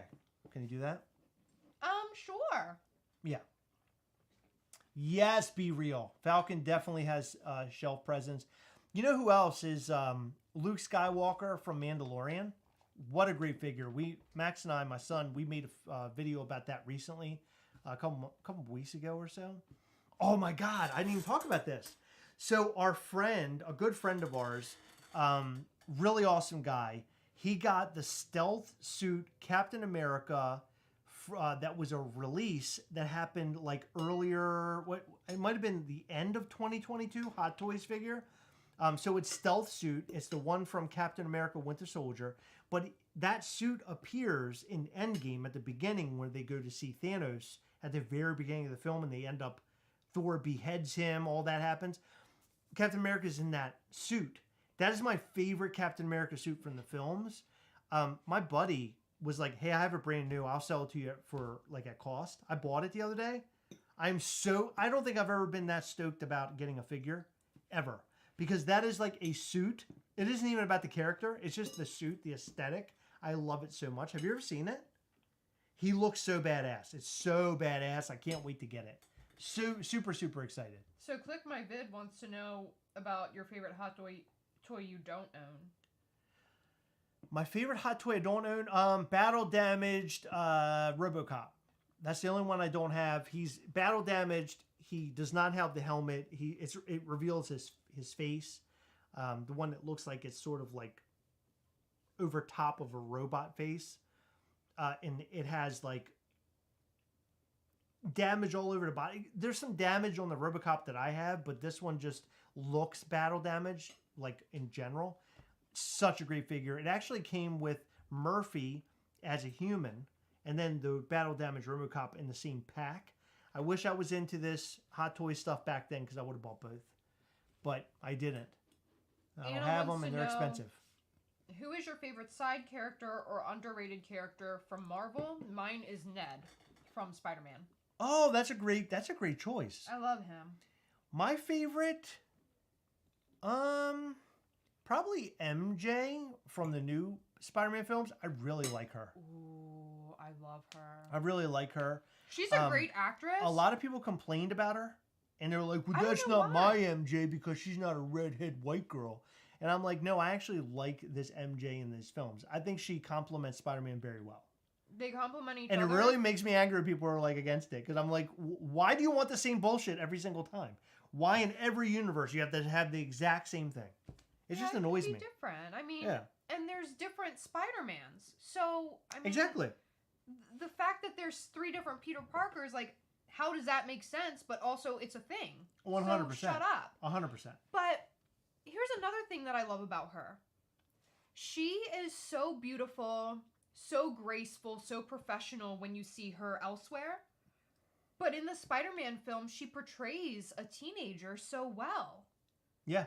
And she's not like, I mean, she looks perfect, obviously, but it's not like, you know, she's red carpeted up. And she goes by one name. Yeah. Zendaya. Yeah. Who gives a... That's like going by Sting. Yeah, or Shaq.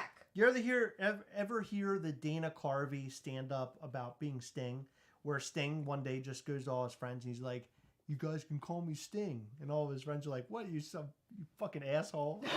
What do you mean you're Sting? You can't be Sting right now. What are you talking about?" I always thought that was so funny. That is funny. Why am I not eating? I just do not eat during lives. Personally, I'm just fucking starving. Heather just does not care. I do. I don't like being seen eating, which is weird because Heather does not like to be watched eating while we're out to eat. I am a horrible public eater. You can ask any of my friends or Chris. He's been out to eat with me a billion times. He complains every single time. And the worst thing is, I don't complain about you not eating. No, I don't. No, yes, no, I don't. No, I don't. I used to, but not anymore. I don't Remember anymore. when we went to Philadelphia and you were done your cheesesteak in 2 bites and it took me like 3 hours? I remember, yeah. Okay. You complained. I'm not really heavy. I'm not complaining about it. But you complained. Okay. And you made fun of me. All right, Hoss. Take it easy. All right. Okay. But we are the worst pair because he eats so fast and I eat so slow. And a lot of times I end up like boxing my food and bringing it home because I'm just... It has to do with anxiety, I think, and I don't know where it came from, and I'm slowly getting better at it. Like, I ate most of my meal this afternoon. and I've gotten better at it. But I'm just really bad at eating in public. It's fucking weird. Nick Mashmiko asked about favorite Lego. He just recently got the Millennium Falcon, like the epic one, like the $700 one. He just got it. You know what he said on his post? Wow. You know what he does? He bought it used.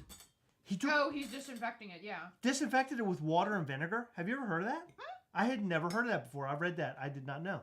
I put vinegar in our sheets because we lay on them every night. You know, it's not like you're just putting on a pair of pants or a shirt for one day. You're like literally on them for like a week or two straight, depending on how often you wash them. Sure. You put vinegar in them. Not only does it clean them extra, but it also acts as fabric softener.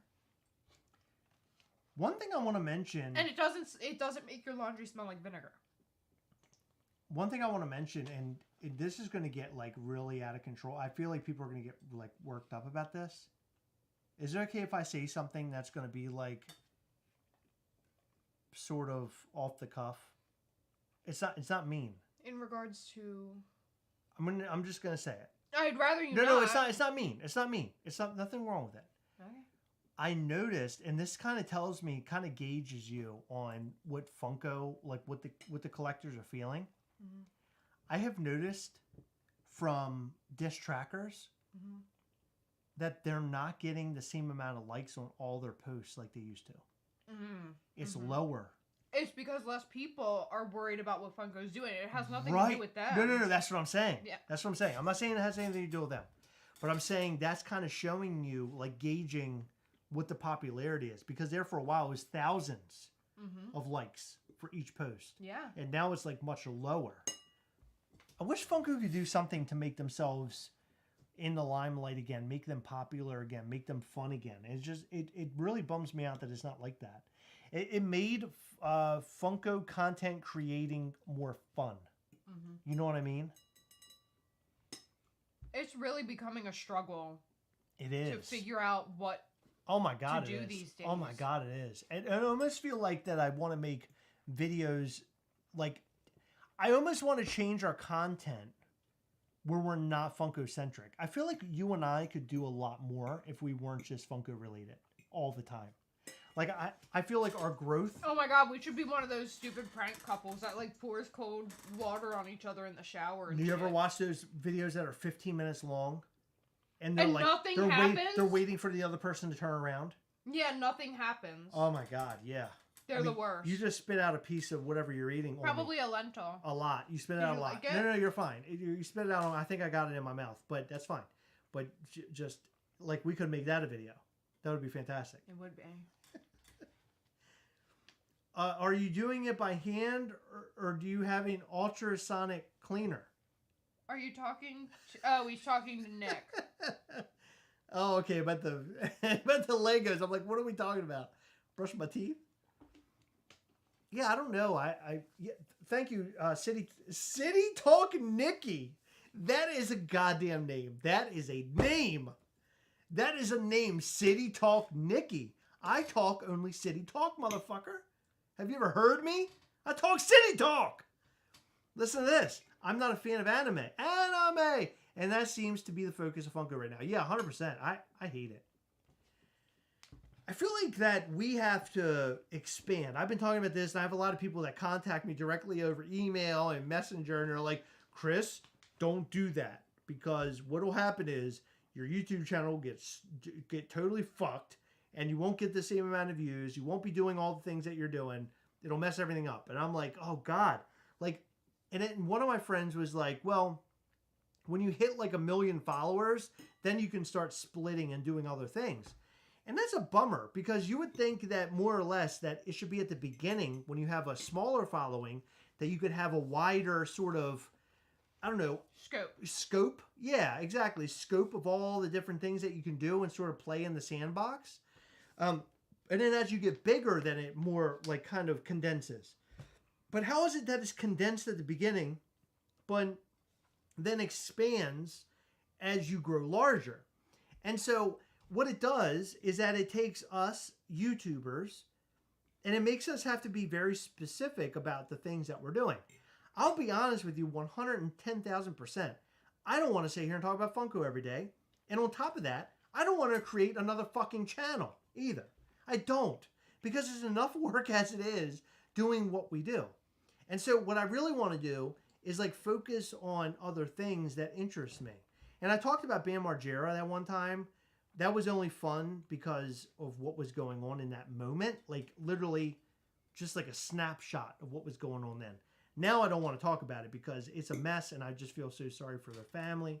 And I feel like that it would just be, we would look like monsters talking about that shit. Mm-hmm. But in terms of entertainment and film and TV show and things that we're collecting and video games that we're playing and just like our honest viewpoint on all the things that we're doing, I would much rather do that than come on here and be like, well, let me tell you about this Funko Pop that was flipped yesterday. Motherfucker was flipped again the third time in this week. You know what I mean? It's like, how much more can I talk about this? And make it interesting for me. Like, that's kind of like my promise to myself. If it's no longer fun for me, I got to get out. And I'm trying my best right now to make it fun for me. You know what's making it fun for me? What? Is running a toy company. Mm-hmm. If we didn't have Mischief Toys, it wouldn't be as fun as it is. Mm-hmm. You know what I mean? You're eating. Shall I let you swallow first before you say anything? So what I think... Can you swallow? Can you take a drink and swallow the food first? No, I need to do it on my own time. Oh my God. You're gonna I'm a chipmunk. Okay?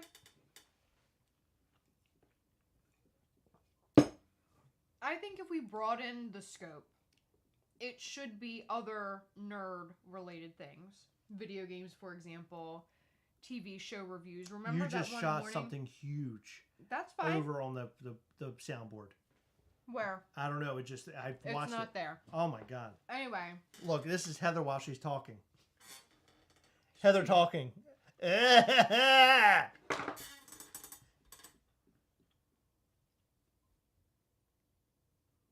think if we broaden things, it needs to still be in like the nerdy realm, because people who collect are very passionate about what they like. They collect these items because they love these things. And I feel like a lot of people that we know and that watch us, I mean, people who don't even watch us, they watch TV shows and movies, and they might want to see a review before they spend their time on it. Yeah. Movie reviews are great. That's how we got our start. We did a podcast on freaking movie reviews. Till like, we would come home at like 10 p.m. and sit down with a microphone and talk about it. Yeah. And I would edit it the next day. Mm-hmm. God, that sucked. Editing audio only. I hated it. Editing film or video is so much better because I can capture certain funny things. Hey, Chris and Heather, how about a cook along with Chris and Heather? Oh my God, that would be ridiculous. I don't know if I could do that. We don't cook. We're not very good cooks, to be honest. Excuse me? No, I mean we like cook normal. Okay. Like microwave and. I'm a good cook, but you're always trying to diet, so I can't like cook things that I'm good at cooking. Do you ever notice that the diets don't work for me? They never work. I don't know what happened. What do you mean you don't know what happened? You don't fucking stick to a diet. I don't stick to anything. I don't know, Heather. It's because I'm just too busy. I don't have time. I don't have time to worry about my dieting and my heart. I don't have time for my heart. Thank you, Neat Dog. He said he really likes when we cover things like dumpster fires. Yeah. So I want to get a movement going where we get 100 soft or 100% soft on board with doing a Ghastly dumpster fire. So let's do that. Let's all work hard on making that happen. Grab me a Coke Zero. Let's all make that happen. Let's work really hard. Please. Let's all make that happen hard. Like, we should be messaging them, Instagramming them, emailing them. Let's make this happen. Chris? Yes. If you do it hard enough, they're going to specifically not work with us because we're so annoying. So you're saying if we go too hard, it'll never happen? Yeah. That's never happened to me. Anytime I go hard, it always works out.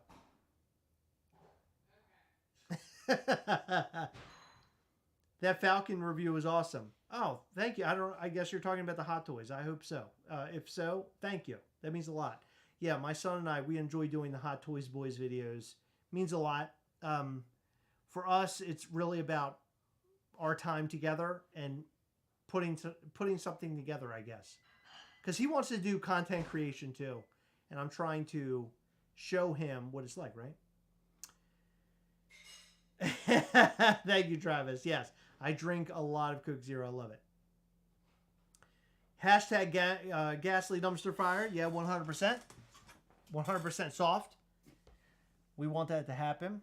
Our next big crossover is going to be with Ninjito. And the photos were shared with us today, what that figure will look like. And it is amazing. We highly recommend you go check out Ninjito and everything that he's dropping. They do some really, really cool figures. Yeah. You didn't give Gallo his medicine, right? No, I did not. One of the dudes from Macedon had a side project called Fiend Without a Face. Really? Is that what this is? Because this is Fiend Without a Face. It doesn't say anything. Well, it's from Virginia. It says Vint Hill, Virginia. I usually try to buy local in terms of like I'm looking for Maryland beers. I don't know how I ended up with a Virginia beer, but I did. Yeah, 100% soft. I think that would be cool. Ghastly sort of sitting on the dumpster fire, right? Him sitting there. Him on the dumpster fire. That'd be really cool, right? That'd be badass.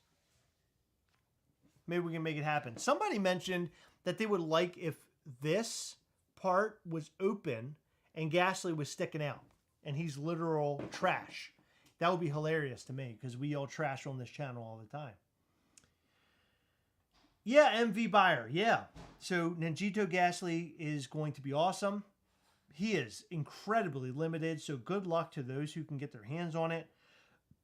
I'm really excited to say that I'll have a version of that figure myself. Heather and I will get one at least.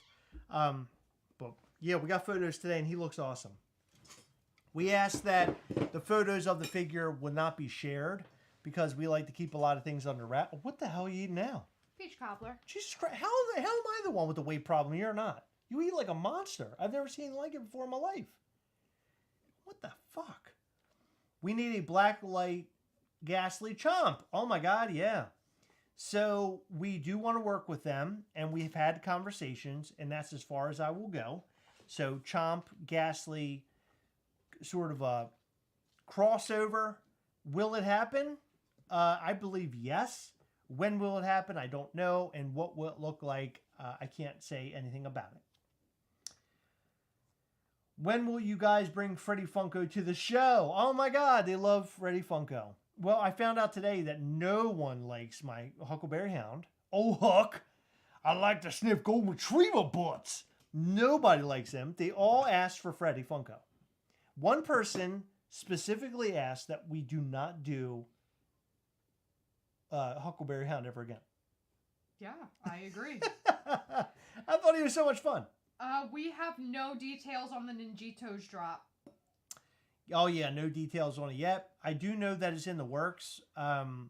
Hopefully, let's just say sooner rather than later is my guess. Maybe. I know that a lot of things are being worked on for that drop, so it's hard to say. Dude, Ernest Allen, yeah, I would love a Ghastly Dumpster Fire. I think that would be super, super sick. At this point, any of the smaller, let's not use the word smaller because that's not true. 100% soft. Dumpster Fire is big in the world now. Abominable Toys big in the world now. I think when you say smaller than Funko. I think you mean smaller than Funko, and Funko is this huge entity, so it's not like a it's not a knock on anybody. Yeah, exactly. So I really want to work on doing. DH said, "Huck the faders." Thank you. I really want to do crossovers with these guys that are equal to our size and bigger. I think that's fun. That's fun. It's fun to see Ghastly doing other things and hopping in different dimensions. Speaking of different dimensions, something I do want to mention that is on the books and something I am trying to work on, I'm advocating for big time with Mischief Toys, is a comic book. So a comic book artist reached out to me the other day. Thank you, Paul. May I read? Can I show them the art? Would that be fair? I think that would be fair. I want to show you the art that was shared with us. They were giving. So by the way, I just want you to know, this artwork is not from us. It's not something we asked them to create. This is something that they created to show us what it will look like or possibly could look like. We are in constant talks about this. We're supposed to be meeting with these folks very soon. And I think that this could be really, really big. I think that our comic book could be great. It's basically about Ghastly jumping around through different dimensions, which is why Ghastly is a skeleton. There's a skeleton dimension. Black light Ghastly. There's a black light Ghastly dimension. But there could be different storylines in each one of these variations of Ghastly, right? And one of them, Demonstro is the good guy and Ghastly is the bad guy. So on and so forth. So this is what the comic book artist shared with us. I'll hold it up here for a second. So this is what was shared with us. This is not a comic book right now. This is basically just an idea of what a comic book Ghastly could look like. What you could possibly see on comic book pages at some point in the future. I have a full story written out, not like broken down, I guess. So it's like an idea of what I want the story to be. But this is what I would love the Ghastly comic book to look like. I think that he would look fantastic this way. I think that would be super fun. And I think that this is something that is doable for us as a toy company to explain Ghastly's origins, to explain Ghastly's story, to expand the world of Mischief Toys, right? So that's the idea. I think that Mischief Toys is going to be a multiple venue of various entertainment. If you're a comic book reader, we might have a comic book for you. If you're a collector of the toys, there's a toy for you to collect.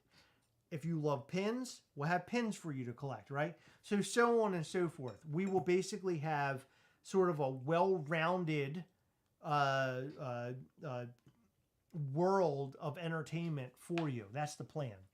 So comic book is one of the big things on my list because I feel like we can tell you stories on Ghastly boxes all the live long day. But I think if you see Ghastly sort of doing his thing and finding out how he came to be, who his enemy is, Demonstro, I think that will only bring you closer to the character, the character that we've derived. I think it's important to know his story. A lot of these other companies, they've created characters and here's character A as here he is as a spaceman, or here he is as a as a superhero. Drenched in toxic waste. You can do all those things, and that's great. And you go, oh, I have the figure, right? The figure's awesome. I love this figure so much. But it isn't until you connect it to you in some capacity, right? Now you can read a book or a comic book and read what the story is. Now you're further connected to the figure. The box has a bunch of information in it. You're further connected to the figure, to the story, to the character. And that's sort of what our idea is. It's the evolution of Ghastly and Mischief Toys. And it's a constant. We change, hopefully, every month. Things get better. We are in different directions. We're doing different things as we move forward. And that's what always keeps me excited. We're constantly evolving. The evolution and the growth. And when we find that things generally don't work, we just get rid of that idea. Shane Millett, I will make it my that is my goal, is to have possibly a comic book read by the narrator. That would be fun. How fucking cool would that be? That would be cool. He's actually done audiobooks. And he loves audiobooks. That's like his passion. So if we had him do this, we could do that for sure. Yeah. We have a few questions. Sure. So, did I make the peach cobbler? No. It is from Mission Barbecue. If you have a Mission Barbecue near you, they have their peach cobbler right now. That's it. Now that was a burp. It's amazing. No, it wasn't. No, it was a hiccup. No, that was a burp. No, I burped the other day. I know what a burp is. That was burped? like a hiccup. It, like, I felt like I was going to throw up, and then I went, and then it went away. You burped for real? Yeah. Oh my god. It was Heather's just a never little one. burped in our whole relationship. Yes, I have. I burp occasionally, but it's rare. It's very rare. Like once a month. Heather If only that. farts. Yeah, I only fart. Can I show you Demonstro? No. Not yet. Too early. Way But too early. we will show you Demonstro. Demonstro, part of Demonstro was in a video this week. I will put that out there. And you might not have watched all the videos, but if you did not, he is in a video this week.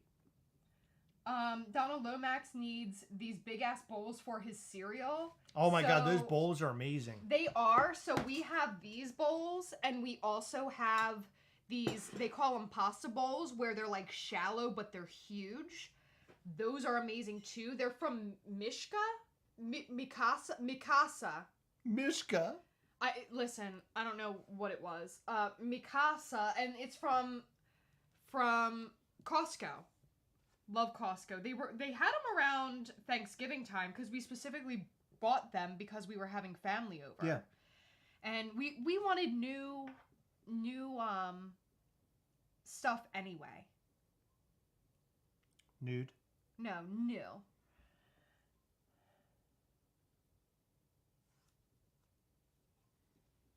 What other questions you got? Are you going to have another exclusive for the Coven, or is it narrator drop count as the one drop? No. So this drop is just to basically get rid of the rest of the narrators that we have. And then we will have another Coven drop, an actual Coven drop for this year. So there's your answer. Chris Restivo. Yes, Demonstro. You know who Demonstro is. Oh, the way that I remember is Demonstro. Yeah. Favorite Lego that I own. It's the Mandalorian Razor Crest. Are we reading or planning to read any books right now? So I read avidly. I read all the time. I am currently reading a book. It's not really safe to talk about. It's pretty filthy. but I love it. Are we coming to Pittsburgh for the Zombie Fest? Yes, we are. We'll be there for the Living Dead weekend. I am super stoked. I don't get stoked for a lot of the stuff that we do when we go to New York Comic Con. Of course, I'm happy and excited, but I know it's going to be a work event. Awesome Con is always fun, but it's just Awesome Con. I've known it for many years.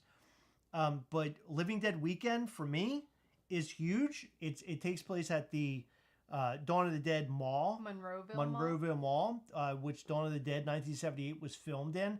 My favorite film of all time. If you want to meet us, we will be at the Living Dead weekend in Pittsburgh. And we actually ran into viewers while we were there last time. Yeah, that was I so want much fun. all of the survivor, I call them survivors, but the characters from the film, I want them all to sign a zombie Ghastly.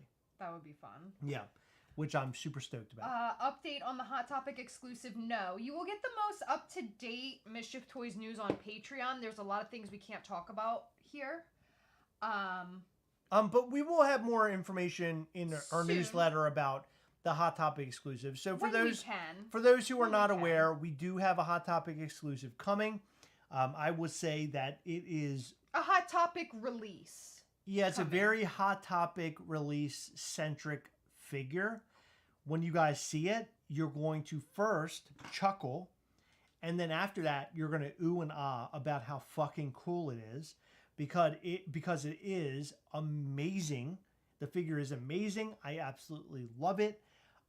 It is from Heather's Brain, and if you know Heather's Brain, she is the one who came up with the Valentine's Day Ghastly. the pink one, the pink skeleton. Heather is brilliant, and I think that you guys are going to fall in love with this particular figure. I can't give you any more details other than that, but I know that you're going to love it. It's fantastic. Demonstro. So Ghastly with a chrome head. No. So Demonstro is the Satan of Ghastly's world, of the Netherworld. And basically his job, his sole duty is to make sure that everybody that is in the Netherworld stays in the Netherworld. Because Ghastly escaped, Demonstro wants to bring Ghastly back to the Netherworld. So that's the storyline. But Demonstro is huge. He is a very strong figure. I don't know how to say that, but he's a brute. So you guys are going to like it. It is the yin and yang of Mischief Toys. You have the good guy and the bad guy. Ghastly being good guy, full of mischief, obviously. Then you have Demonstro, who's a bad guy, who is also full of mischief. You guys are going to love it. I'm telling you, Demonstro is amazing. He's a great character. Demonstro saying to Ghastly, "I'm your daddy." Do you think color change Ghastly will be possible? What's that mean? Probably like a hot and cold sort of thing. I would say probably not. What? Oh. Interesting.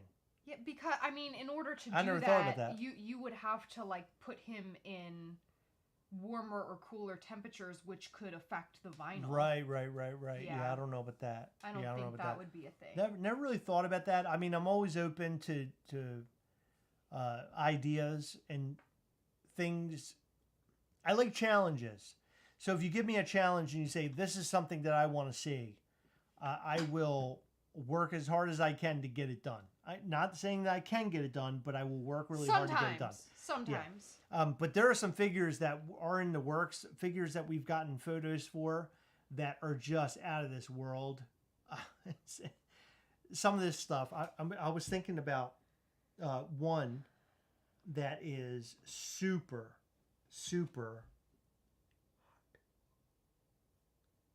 Yeah. You know what I'm talking about? Mm-hmm. Oh my God. Yeah, that's a good one. Oh my God. There's a couple that are just unbelievable. Me not listening to a word Chris says because the chat is on fire. Porn boy bands. Yeah. What? Is there something happening I don't know about? It's me. I'm talking about the book. I'm getting questions about the book that I'm reading. It's very sexual. It's explicit. It is. It's about, okay, I'll tell you guys really quick. It's about a porn star who stars, okay, hold on, let me rewind. It's about a production of a Christmas movie, think Hallmark Channel. So it's like goody two-shoes sort of Christmas movie. And the main character, as well as like some of the costume designers and stuff, are injured. And the shooting is in like a couple of days, so they need to scramble to find people to be in this movie. So like the main starlet is injured. She can't be in the movie anymore.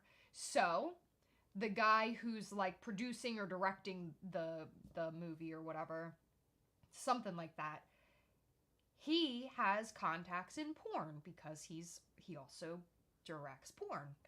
And he tells this girl, hey, this is what happened. Can you do this? And she says, yeah, I'll try it. Well, her co-star, the love interest of her, is an ex-boy band member. And it turns out that she had a crush on him back in his boy band days. And he is a subscriber to her private website. Whoa. So they know who each Early other fans? are. Yeah, but Okay. it's not called that. They know who each other are, but they have to play it cool. Because, like, they're pretending they don't know who each other are. And all the while, she's trying to make sure that nobody figures out she's a porn star because she's playing in this, like, you know, Hallmark Channel thing. So if there's a porn star in it, it makes it less Hallmarky. Travis Spalding said, can you have Peter narrate Heather's book? We I'll should. laugh at his penis was very big. He Please. It was very hairy and very thick. The dirty talk is disgusting. And not like... She had huge tits. It is so bad in this book that it made me, like, cringe. Like, it made me think, like, if Chris ever said these things to me, I would just, like, throw up. It was just so gross.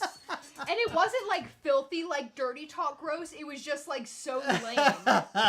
All right, so let's talk about something else before we got to roll soon. But Yeah. we had posed a question on Friday. It's a very strong question in the Mischief Toys group on Facebook.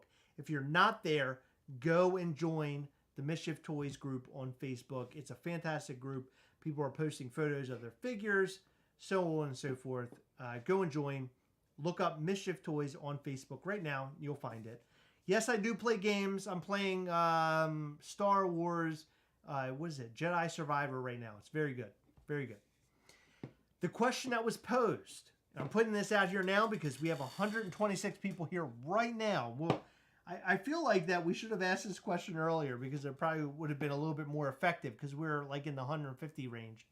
But the question is, yes, have the party. Thank you, Nate Dogg. So, Donald Lomax, let's talk about it. So, we want to put on an event that is Mischief Toys related.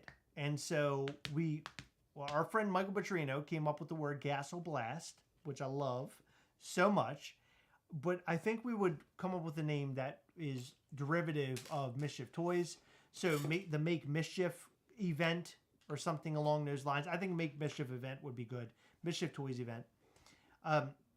What our plan is that if we did it, it would be between $100 and $150 per person.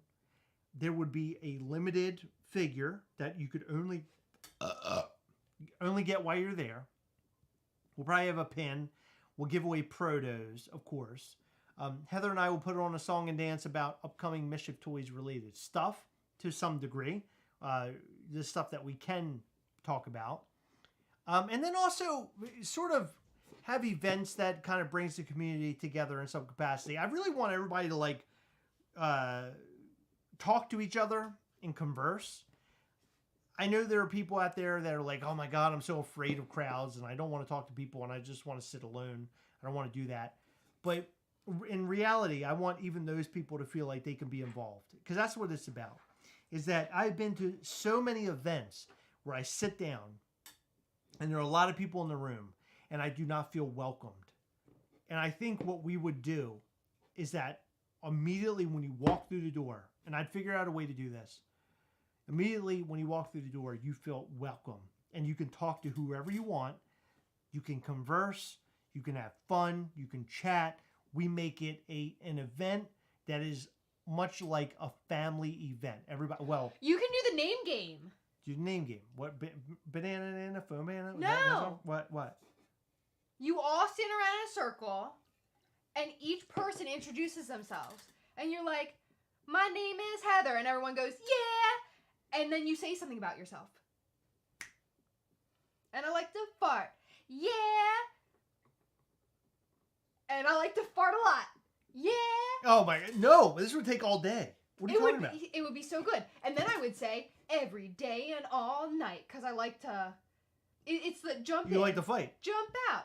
Introduce yourself. And then you introduce yourself. But you, whoever's speaking, has to jump into the circle. Can I be serious with you for a second? And hold on. Listen.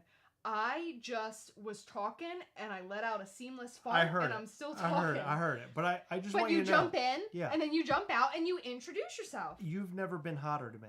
Really? Right now. You're exuding confidence and I love it. I love your confidence that you have right now. It's really good. Thanks. That's your fart my confidence. favorite thing. Your fart confidence. It's not even kidding. Farting's my favorite thing. Your fart confidence. So the plan. Here's the thing. It would involve most likely a food truck. Will the food truck be paid for? I don't know. It depends on the price of this event. I would like for food to be paid and the I would price like point. to as well. And I think I can get But somebody some who people, I think I can get somebody who would do the food at a reasonable cost. my dad, he'll have a hot dog cart. Well, I no, fucking not hate not hot even at your dogs. dad, but I think we could find somebody that could do inside, like food inside the event, that would be price effective. I We feel like went for our wedding. It was very expensive, and we chose the least expensive option. right. I Like know. it was incredibly expensive. All I'm saying is that we know people, and I know people. I know people locally, so it could be that we could work out some sort of deal with people for real. And I'm not saying I'm not just shooting farts out of my butthole. I'm just saying I know, but I'm just saying I think we could do it. But there's a lot of things that we can do, but in reality, what we're trying to do is that we're trying to build this. You know, you guys buying Mischief Toys, watching Gastlecast, you are within this family now, like it or not. You're in this family, so you're in this sort of fan base of all the things that we do, and we're trying to commemorate that with an event where we need you guys to pay into it, because we could not do this on our own. It would be way too expensive for us. We will blow our bank accounts. We have to at least pay off the event. No, there's no profit really in this, but it's just paying off the event. And so that's why the high price point would come from each individual person who comes. Yeah, and But- you would get an exclusive piece of Exactly. So merchandise, we're the trying to chance give win you things. we're trying to give you things in return. You will get an exclusive figure that no one else can get. You'll get possibly a proto. You could win a proto. We will have exclusive pins that everybody could get when they walk through the door as well. Food, drink, talking to everybody else who's there who's a fan of Mischief Toys. And don't get me wrong, I just want you to know this right now. I'm a fan of Mischief Toys. Although I come up with this stuff and Heather comes up with this stuff, we are fans of this. This is something that I think will grow bigger than Heather and myself at some point in the future. But we're a fan of this. So we need everybody's involvement. We need to grow this. We need to make this into a real thing. And I think this event could be really big. The only thing about this, hold on. The only thing about this, don't laugh. It's not funny. Hey, don't laugh. I'm not. Okay. You smell it? No. It smells like old pumpkins. You're disgusting. It does. What? It does smell like old pumpkins. The only problem with this is that it's in Maryland. that's the barn burner I got Okay, dropped. hold on. You smelling that far yet? No. Okay. But listen, Maryland, whether you like it or not, is a beautiful state with a lot of things to do. We have history everywhere you turn here in Maryland. We have, on top of that, where we are located and where we would have the event would be central to so many things. DC would be roughly 30 to 45 minutes away. Baltimore, same thing, 20 to 30 or so minutes away. Annapolis is about 30 minutes away. There's all these beautiful places, and not only that, but we have bodies of water here. We have the Let me Chesapeake pause you Bay. real quick. We- If you come, you'll meet Donald fucking Lomax. Come on. Are we fucking serious right now? We got to talk about all this? Donald fucking Lomax will be there. I know. Is it just me or what wants to know? Will we provide water and seats? No. Bring your own water and No, bring we're your own Funko. seats. We're not giving you either one of those things. We want you to pass out and die at our event. Now, of course, we'll have water and seats. Yeah, it would be a good time. But with that being said, we would have to have enough interest in it. I think that there is a decent amount of interest right now. This isn't something that would happen this year. Will it happen next year? Maybe. That's what I'm going for. I'm going for next year. Yeah. I'm And the dreamer. Heather is the realist. and But I that's- feel like we can do it next. I want to do it a year from now. That's where I'm at in my head. And when I'm that like serious about it, it will happen a year from today. Like from right now. Can sure. families come? Yes, absolutely. 100%. Now, there may be a bar, possibly, like a cash bar. I don't know. Obviously, kids couldn't partake in that, but we would try to make it family friendly. I would want kids there. I would want, spouses or boyfriends and girlfriends, whoever. I think it would be a lot of fun. But it would be a huge undertaking. Yeah, I mean, it would be a lot of Huge. work for us, but in the end, it will be worth it. Yeah. It'll be worth it. Shadow Force said 137 people in the group said yes, and that's a Yeah. great amount of people. So We want to hit 100. on. If we have 100 people, we're good. let me just say this. But 100 paying people. It depends on what we do. No, but I'm saying 100 people pay per person to get in. Like the Fanatics Day Out event, everybody had to pay a nominal fee to get in. You and I had to pay a fee to get in. Yeah. That's how it has to be. In order to be a part of the giveaways, so on and so forth. Well, yeah. Yeah. Okay. Are you done? What I'm saying is, depending on what all we do would depend on the amount of people and the fee. You know what I'm saying? No, I get it. But I'm saying if we do this, it'll be most likely 100 people, and then whatever the fee is. And I said $100 to $150 depends, right? Let's just say $150. Let's say $150 because to get a figure made for 100 people is going to be very expensive. It would be astronomical. It will be astronomical, but it'll be worth it, and we should be able to pull it off with that amount in mind. Possibly. Yes. So, okay. So, Shadow Force said 137 people said yes. So, a lot of people showed interest in our New York event, and a lot of people RSVP'd, but a lot of people didn't show. Well, I'll tell you how we're going to fix that. Well, I know they're going to pay, and it's not going to be So it's a pay. refundable. No, it's going to be pay, non-refundable. You are in. If you buy that ticket, you are in, and that is it. There's no. If you back out, then you back out, but there's no money back because we're using that money in order to create the event. And it's just because we need it in order to do all the things that we want to do. So people are going to have to understand it. Shadow Force said we are willing to pay $200. Holy shit. Yeah, no, that's awesome. But I think 150 is like tops. That's like the top of the line in terms of ticket price. It could be lower than that, or it could be equal to. But for us to do this, fun days and everything for Funko, they can do it in a way where they can give out to thousands of fans, but they're okay because they're a multi-million-dollar company. We're not. Okay, so that's the bottom line.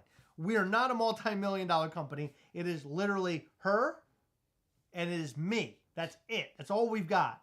And so for us to put on an event like this for this amount of people, to do this amount of exclusives, this amount of pins or whatever, pins, figures, food, us doing a song and dance, which we'll do. We might even do a live taping of something while we're there to give you a little bit more entertainment, maybe even a DJ to get people on the dance floor or just being able to feel like they're a part of the event, getting people out to talk to each other, protos, all the things that cost money. Introduction circle. Yeah. That's all you got to do. Or a jump rope contest. People would have to find and you can't pair up with someone that you know. So you got to jump a fucking rope with people you never met. So for all you know, maybe they'll swing it left, but you know how to jump rope right.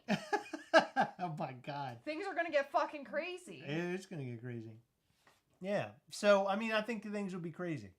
I've never been able to afford a vacation stuck in another world for all of eternity. Oh, Christopher Steve-O. Oh my God, I'm so glad to see you're here. I haven't seen you in a long time, man. We love you, You just dude. talked to him earlier. I did? Yes. What, did he ask a question? He said Demonstro ? And you said his name. Oh, shit. No, I'm sorry. I didn't realize it. I don't know why, but It's because you had that drink earlier. I think I had it because I'm a beer. Yeah. No, beer. not your beer. That other drink. Oh, that painkiller? It sounded. Holy shit. It smelled straight up like rubbing alcohol. Yeah. It was good, though. It had a very islandy vibe to it. Yeah, it was fun. A game of Duck, Duck, Goose? Of course. Why not? Sure. Oh, I like that. But I think that we could put together some events. Q&A could even happen while we're there. Giveaways of various, things and protos and all that stuff. We could do that there. I really think that we could pack in 4 hours worth of great content, stuff that you get in return. I feel like we could do something big. Is it just me or what said, how about a farting contest as an icebreaker? That would be great. Sure. Okay, listen, it's my event, and I don't want to, like, blow anyone away with my skills. I would put everybody to shame. Tonight, What? in the kitchen, when you were very angry at me, and I did my really big fart. Oh, I was so mad. You had no idea I that I was going to be so packing that mad. much force. I That was so unreal. mad. Did you hear it? Yes, I heard it. That sounded like a car accident happened down the street. I mean, that was very big. It was. And I'm still really mad at that. Why? It was very Because good. I was having a very serious discussion with you, and you just fucking ripped ass. I know I didn't rip ass. I shit my pants. That's what I did. I ruined everything. Yeah. So this is a real thing. When we do it, it's not if. I'm all about doing what we say, we put it to paper, and it happens. So when we do this event, we'll post it up online. Ticket sales will happen. Only 100 tickets. That's it. I don't think we'll go over 100. Unless people are super crazy about it and they really want to go, we might make it a little bit more depending on the facility that we end up getting to host this thing. If you get into it, you pay for your ticket. All sales are final. That's it. There's no out. Hold on. Chris, nobody's Hold on, looking stop. for this. Okay. There's no way out. It's 100% parts. Oh my God. Hold on. Listen.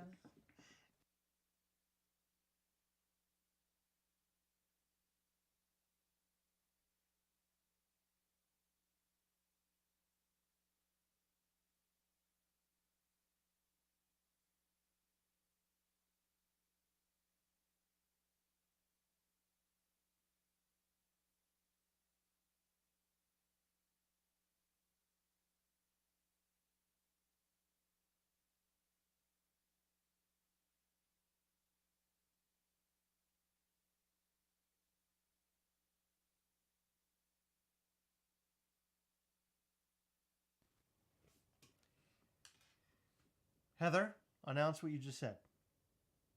Okay. You can only get I'll do it. You can only get a figure and a pin and all the things if you actually show up to the event physically. So if you buy the ticket and you don't show up, you don't get the things. If you buy a ticket and you show up and you get the things, then you get the things. Bam. So we'll actually have more information about that soon. We'll post up the information in terms of ticket sale very soon. I think we can make this happen. I think we have enough people who are involved and interested. I've gotten messaged by a lot of people who are interested in this. Let's make it happen. It's going to be a Mischief Toys / Gastlecast event. It's going to rattle the whole earth. And Just people like are going to your know. fart did. And be just like my farts. But I think it would be a very fun event. We would, of course, need a lot of interest. Ticket sales will not You see what go David on... Chung said? Yes. Tickets will not go on sale for a long time. If this does happen, again, all of this is hypothetical. We would like for this to happen. We're going to do our best. No, it's going to happen. You have to position it in a way. I It don't will want to happen. say it's going to happen going to because happen. anything can change at any point in time. It will happen 100% in Okay. one way or another. It will happen. Okay. We're going to make it happen. Okay. But it's not going to happen anytime soon if it does. It's going to happen in the year. Expect We this hope. to happen in a year. We hope. And a fire marshal will come because of the gas leak. Don't. What? You really upset me with that. Don't. If I'm stretching, don't. Okay. Please. All right. I mean, that's my favorite time to tickle you, but okay, sure. When you put your arms up, you know you're opening yourself to possible. Yeah, I tickle. know. Stop. Okay, I'm just saying. It's possible it's going to happen. Foolish Morgan says, can't wait to meet you all in person. Look, see, people want to be here, Heather. People I want to know. meet each other. I'm not And now saying you're they making don't. people want to tickle you. Because when they show up, they're Can you imagine if you show up and everybody's trying to tickle you at one time? It's a nightmare. Then the event is off and they can fuck themselves. Heather just closes everything up, takes all the figures. Yes. These are going to eBay. Bah! No, I'm gonna stomp on them all. Thank you, Nikki. Never interrupt a stretch in progress. Like, now I'm here and my muscles are all tight because Oh, I can't come fucking on, your stretch. mother. Okay, go ahead and do your stretch. No! I'm not going to tickle. Watch. That doesn't do anything! My Look! finger in my mouth. I can tickle Hey! you! Hey! That's called trust. No, I don't trust you. You should. I fucking With a don't. face like this is a face that you can That's trust. an untrustable face. It's not no, it's an uncrustable face because I like Uncrustables. No, you don't. I do. You don't like jelly. I don't like jelly. How do you like Uncrustables? I have part of the Uncrustable. I only have half. I have the half I like. With the Jelly peanut butter goes on it. everywhere. What are you talking about? This is closing Galactic Star Cruiser. There's your venue. Oh my God, yeah. Yeah, of course. That's what we're gonna do. Everyone needs to do that to Chris at the event. Thank you, Shadow Force. Every time I go to yawn, somebody's tickling me. It's just a lot of people trying to tickle me when I'm yawning. Okay, that's it. It's 11 o'clock. We stayed here way too long. By the way, everybody who liked this live, please push the number 1 in the comment section. Oh dear God. And then click We're gonna be here no, all night, and then aren't the number 2 if you like that we farted, and then the number 3 if you just love the way we looked, the number 4 because you love the content, the number 5 because our background is so cool, the number 6 because Heather has very good fingernails. Frankie Funko said Chris's drawers are currently uncrustable. Well, it's true. No, the backs of my underpants, for whatever reason, Chris, they come down very fast. I can't explain. I bend over, I got no underpants anymore. They're gone. I don't know what happens. Look at all the 4. Oh my God, there's a lot. Look at all the numbers. 69. 69. Thanks, Dave. I don't know what 69 means, but okay. I do. Oh my God. I watched the funniest SNL skit ever yesterday. Okay. I'm going to have to show you when we're brushing our teeth. I'm only showing you I'm going to have to show you when I'm brushing my teeth. It's so funny. Well, see you later. It's so funny. Well, bye. I can't wait to brush my teeth and show you. You don't brush your teeth. Tonight's my teeth brushing night. It only happens once a month. Once a year. No, once a month. Sometimes I do it in the morning when once you're a not rear, because your mouth smells like a rear. Fuck you. No, you brush teeth every morning, every night, right? Yeah. Do you brush teeth in the middle of the day? I have to. I have Invisalign. You brush 3 times a day? 3 to 5. I have to brush after every meal, and if I feel like 3 to 5? You're gonna brush your teeth off if you do that. That's fine. At least they'll be straight. They're not gonna be straight. They're not gonna be there anymore. Let me see them teeth, by the way. Now I don't understand. Did the dentist not want to get your teeth over top your? Is it supposed to be? Is it supposed to be in front of your other teeth, or up? I don't know. No, I think they're supposed to be equal to each other. Because you got an overbite then. It's not an overbite. Well, it's no, a regular smile. Let me say. No, that's an overbite. No, it isn't. It is. Because when your teeth like they're not supposed. No, they're supposed to be slightly over. You have a weird rogue tooth that sits forward in front of all your. What other you ones. point at? Which one? It's this one. It's sitting forward. Don't you touch my rogue tooth? You told me to show you. I Okay, showed you. fine. Let me see your. Now, do your smile again. You got an overbite. No, I don't. Do your bite as you normally would. Go ahead. Turn this way. Okay. Sean said you're supposed to have a little bit of an overbite. How am I? It's not. That's not how you normally smile. I am. Yeah, they're going over. You just have these weird big teeth in the way. So do you? No, they're not. They're straight now. Oh, well, Her Majesty. I'm sorry. I didn't realize that your big old teeth. Yeah, well, where's your horses and everything to carry off to bed?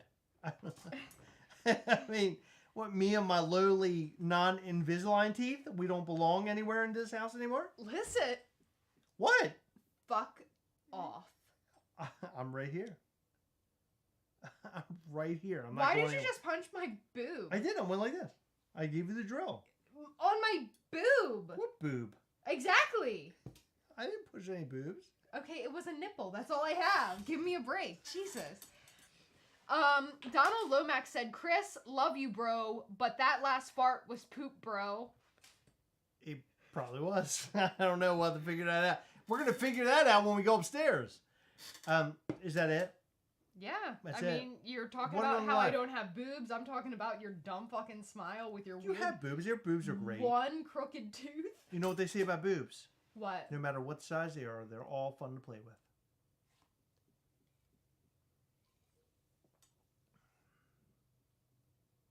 There was a guy with a NASCAR profile photo who said that. Ow. Yeah. They always know what they're talking about. Do not use a NASCAR profile photo. No, that's bad news. That's when we know you're not doing well. That's it. There was a lot tonight. We've covered a lot of ground, and we love you. And I'm king. Max says. Well, Thank you, Max. You're the best. Max obviously doesn't know what they're talking about. No, they do. Thank you guys so much for all of your continued support. And remember, this will go up for sale You're on disgusting. Tuesday. This isn't a good commercial. This will go up on Tuesday. Isn't that cool? Yeah. Oh my God, I love this so much. I'm so glad that we signed this because we are just so into ourselves. We're such douchebags. Yeah, this is our personal one. Oh my I don't know God. why we signed our personal one. Oh my God, we got called out earlier, by the way. So, listen. Did you know that? Listen, like 20% or less of these that go up will be signed, and there's already a very slim Look chance. at look at the camera. Look at the camera. Look, I want to show you something. Look, I know. Watch. I know. What? No, watch. It comes on and then it goes off. Yeah, Isn't that it's cool great. as shit? So, listen. Hold on, stop. Shh. How cool is that? Look, Heather, just look, please. Look. Watch. Okay, don't stop. Come on, is that not cool? I know, it's great. That's Okay. the coolest shit ever. Again, listen. This is our narrator, Ghastly. They are going up for Coven members only this Tuesday. Hold on, let me pull on narrator Gasly. This is limited to 150 pieces. We previously offered them for previous Coven members. Not all 150 members purchased one. So with that being said, we had a few left over. We met the narrator himself today, and we got a handful of the remaining signed. These are the artist proofs, and very few of the signed ones will be in with the very few of the narrators we are putting up for sale. So if you are a Coven member, make sure you head to the website this Tuesday at 1 p.m. Eastern. It was originally going to be 2 p.m., but then we discovered tonight via the chat, thank you by the way, that the DC NFTs are going up this Tuesday at 2 p.m., so we pushed it to 1 p.m. Eastern. And this one right here is coming to work with me tomorrow. He's going to sit on my desk. Yeah. It'll be good. You're agreeing with that? Mm-hmm. Wow, I didn't think you were agree with that. Yeah. Oh my God, by the way, the narrator, Peter, is amazing. Peter and Paul. Why'd you call him Paul? Because I saw Aussie Pop and Paul earlier. Peter is an amazing guy. I know. He's That's so what I know. amazing. He's amazing. We love him. And Oh remember, my God, look at all the times. not all of these will be signed, and there are very, very, very, very few. I cannot stress that enough. Very few of these will be up for sale. So good luck, everybody. Good luck, everybody. Well, that's it. We're leaving now. Thank you for You've being seen enough here. of us. We'll have a new video tomorrow, and you can watch that, and we'll be on it. It'll be fun. Hey. I have a very... By the way, did I tell you what the video is? No. Well, I want to let you know the video is, well,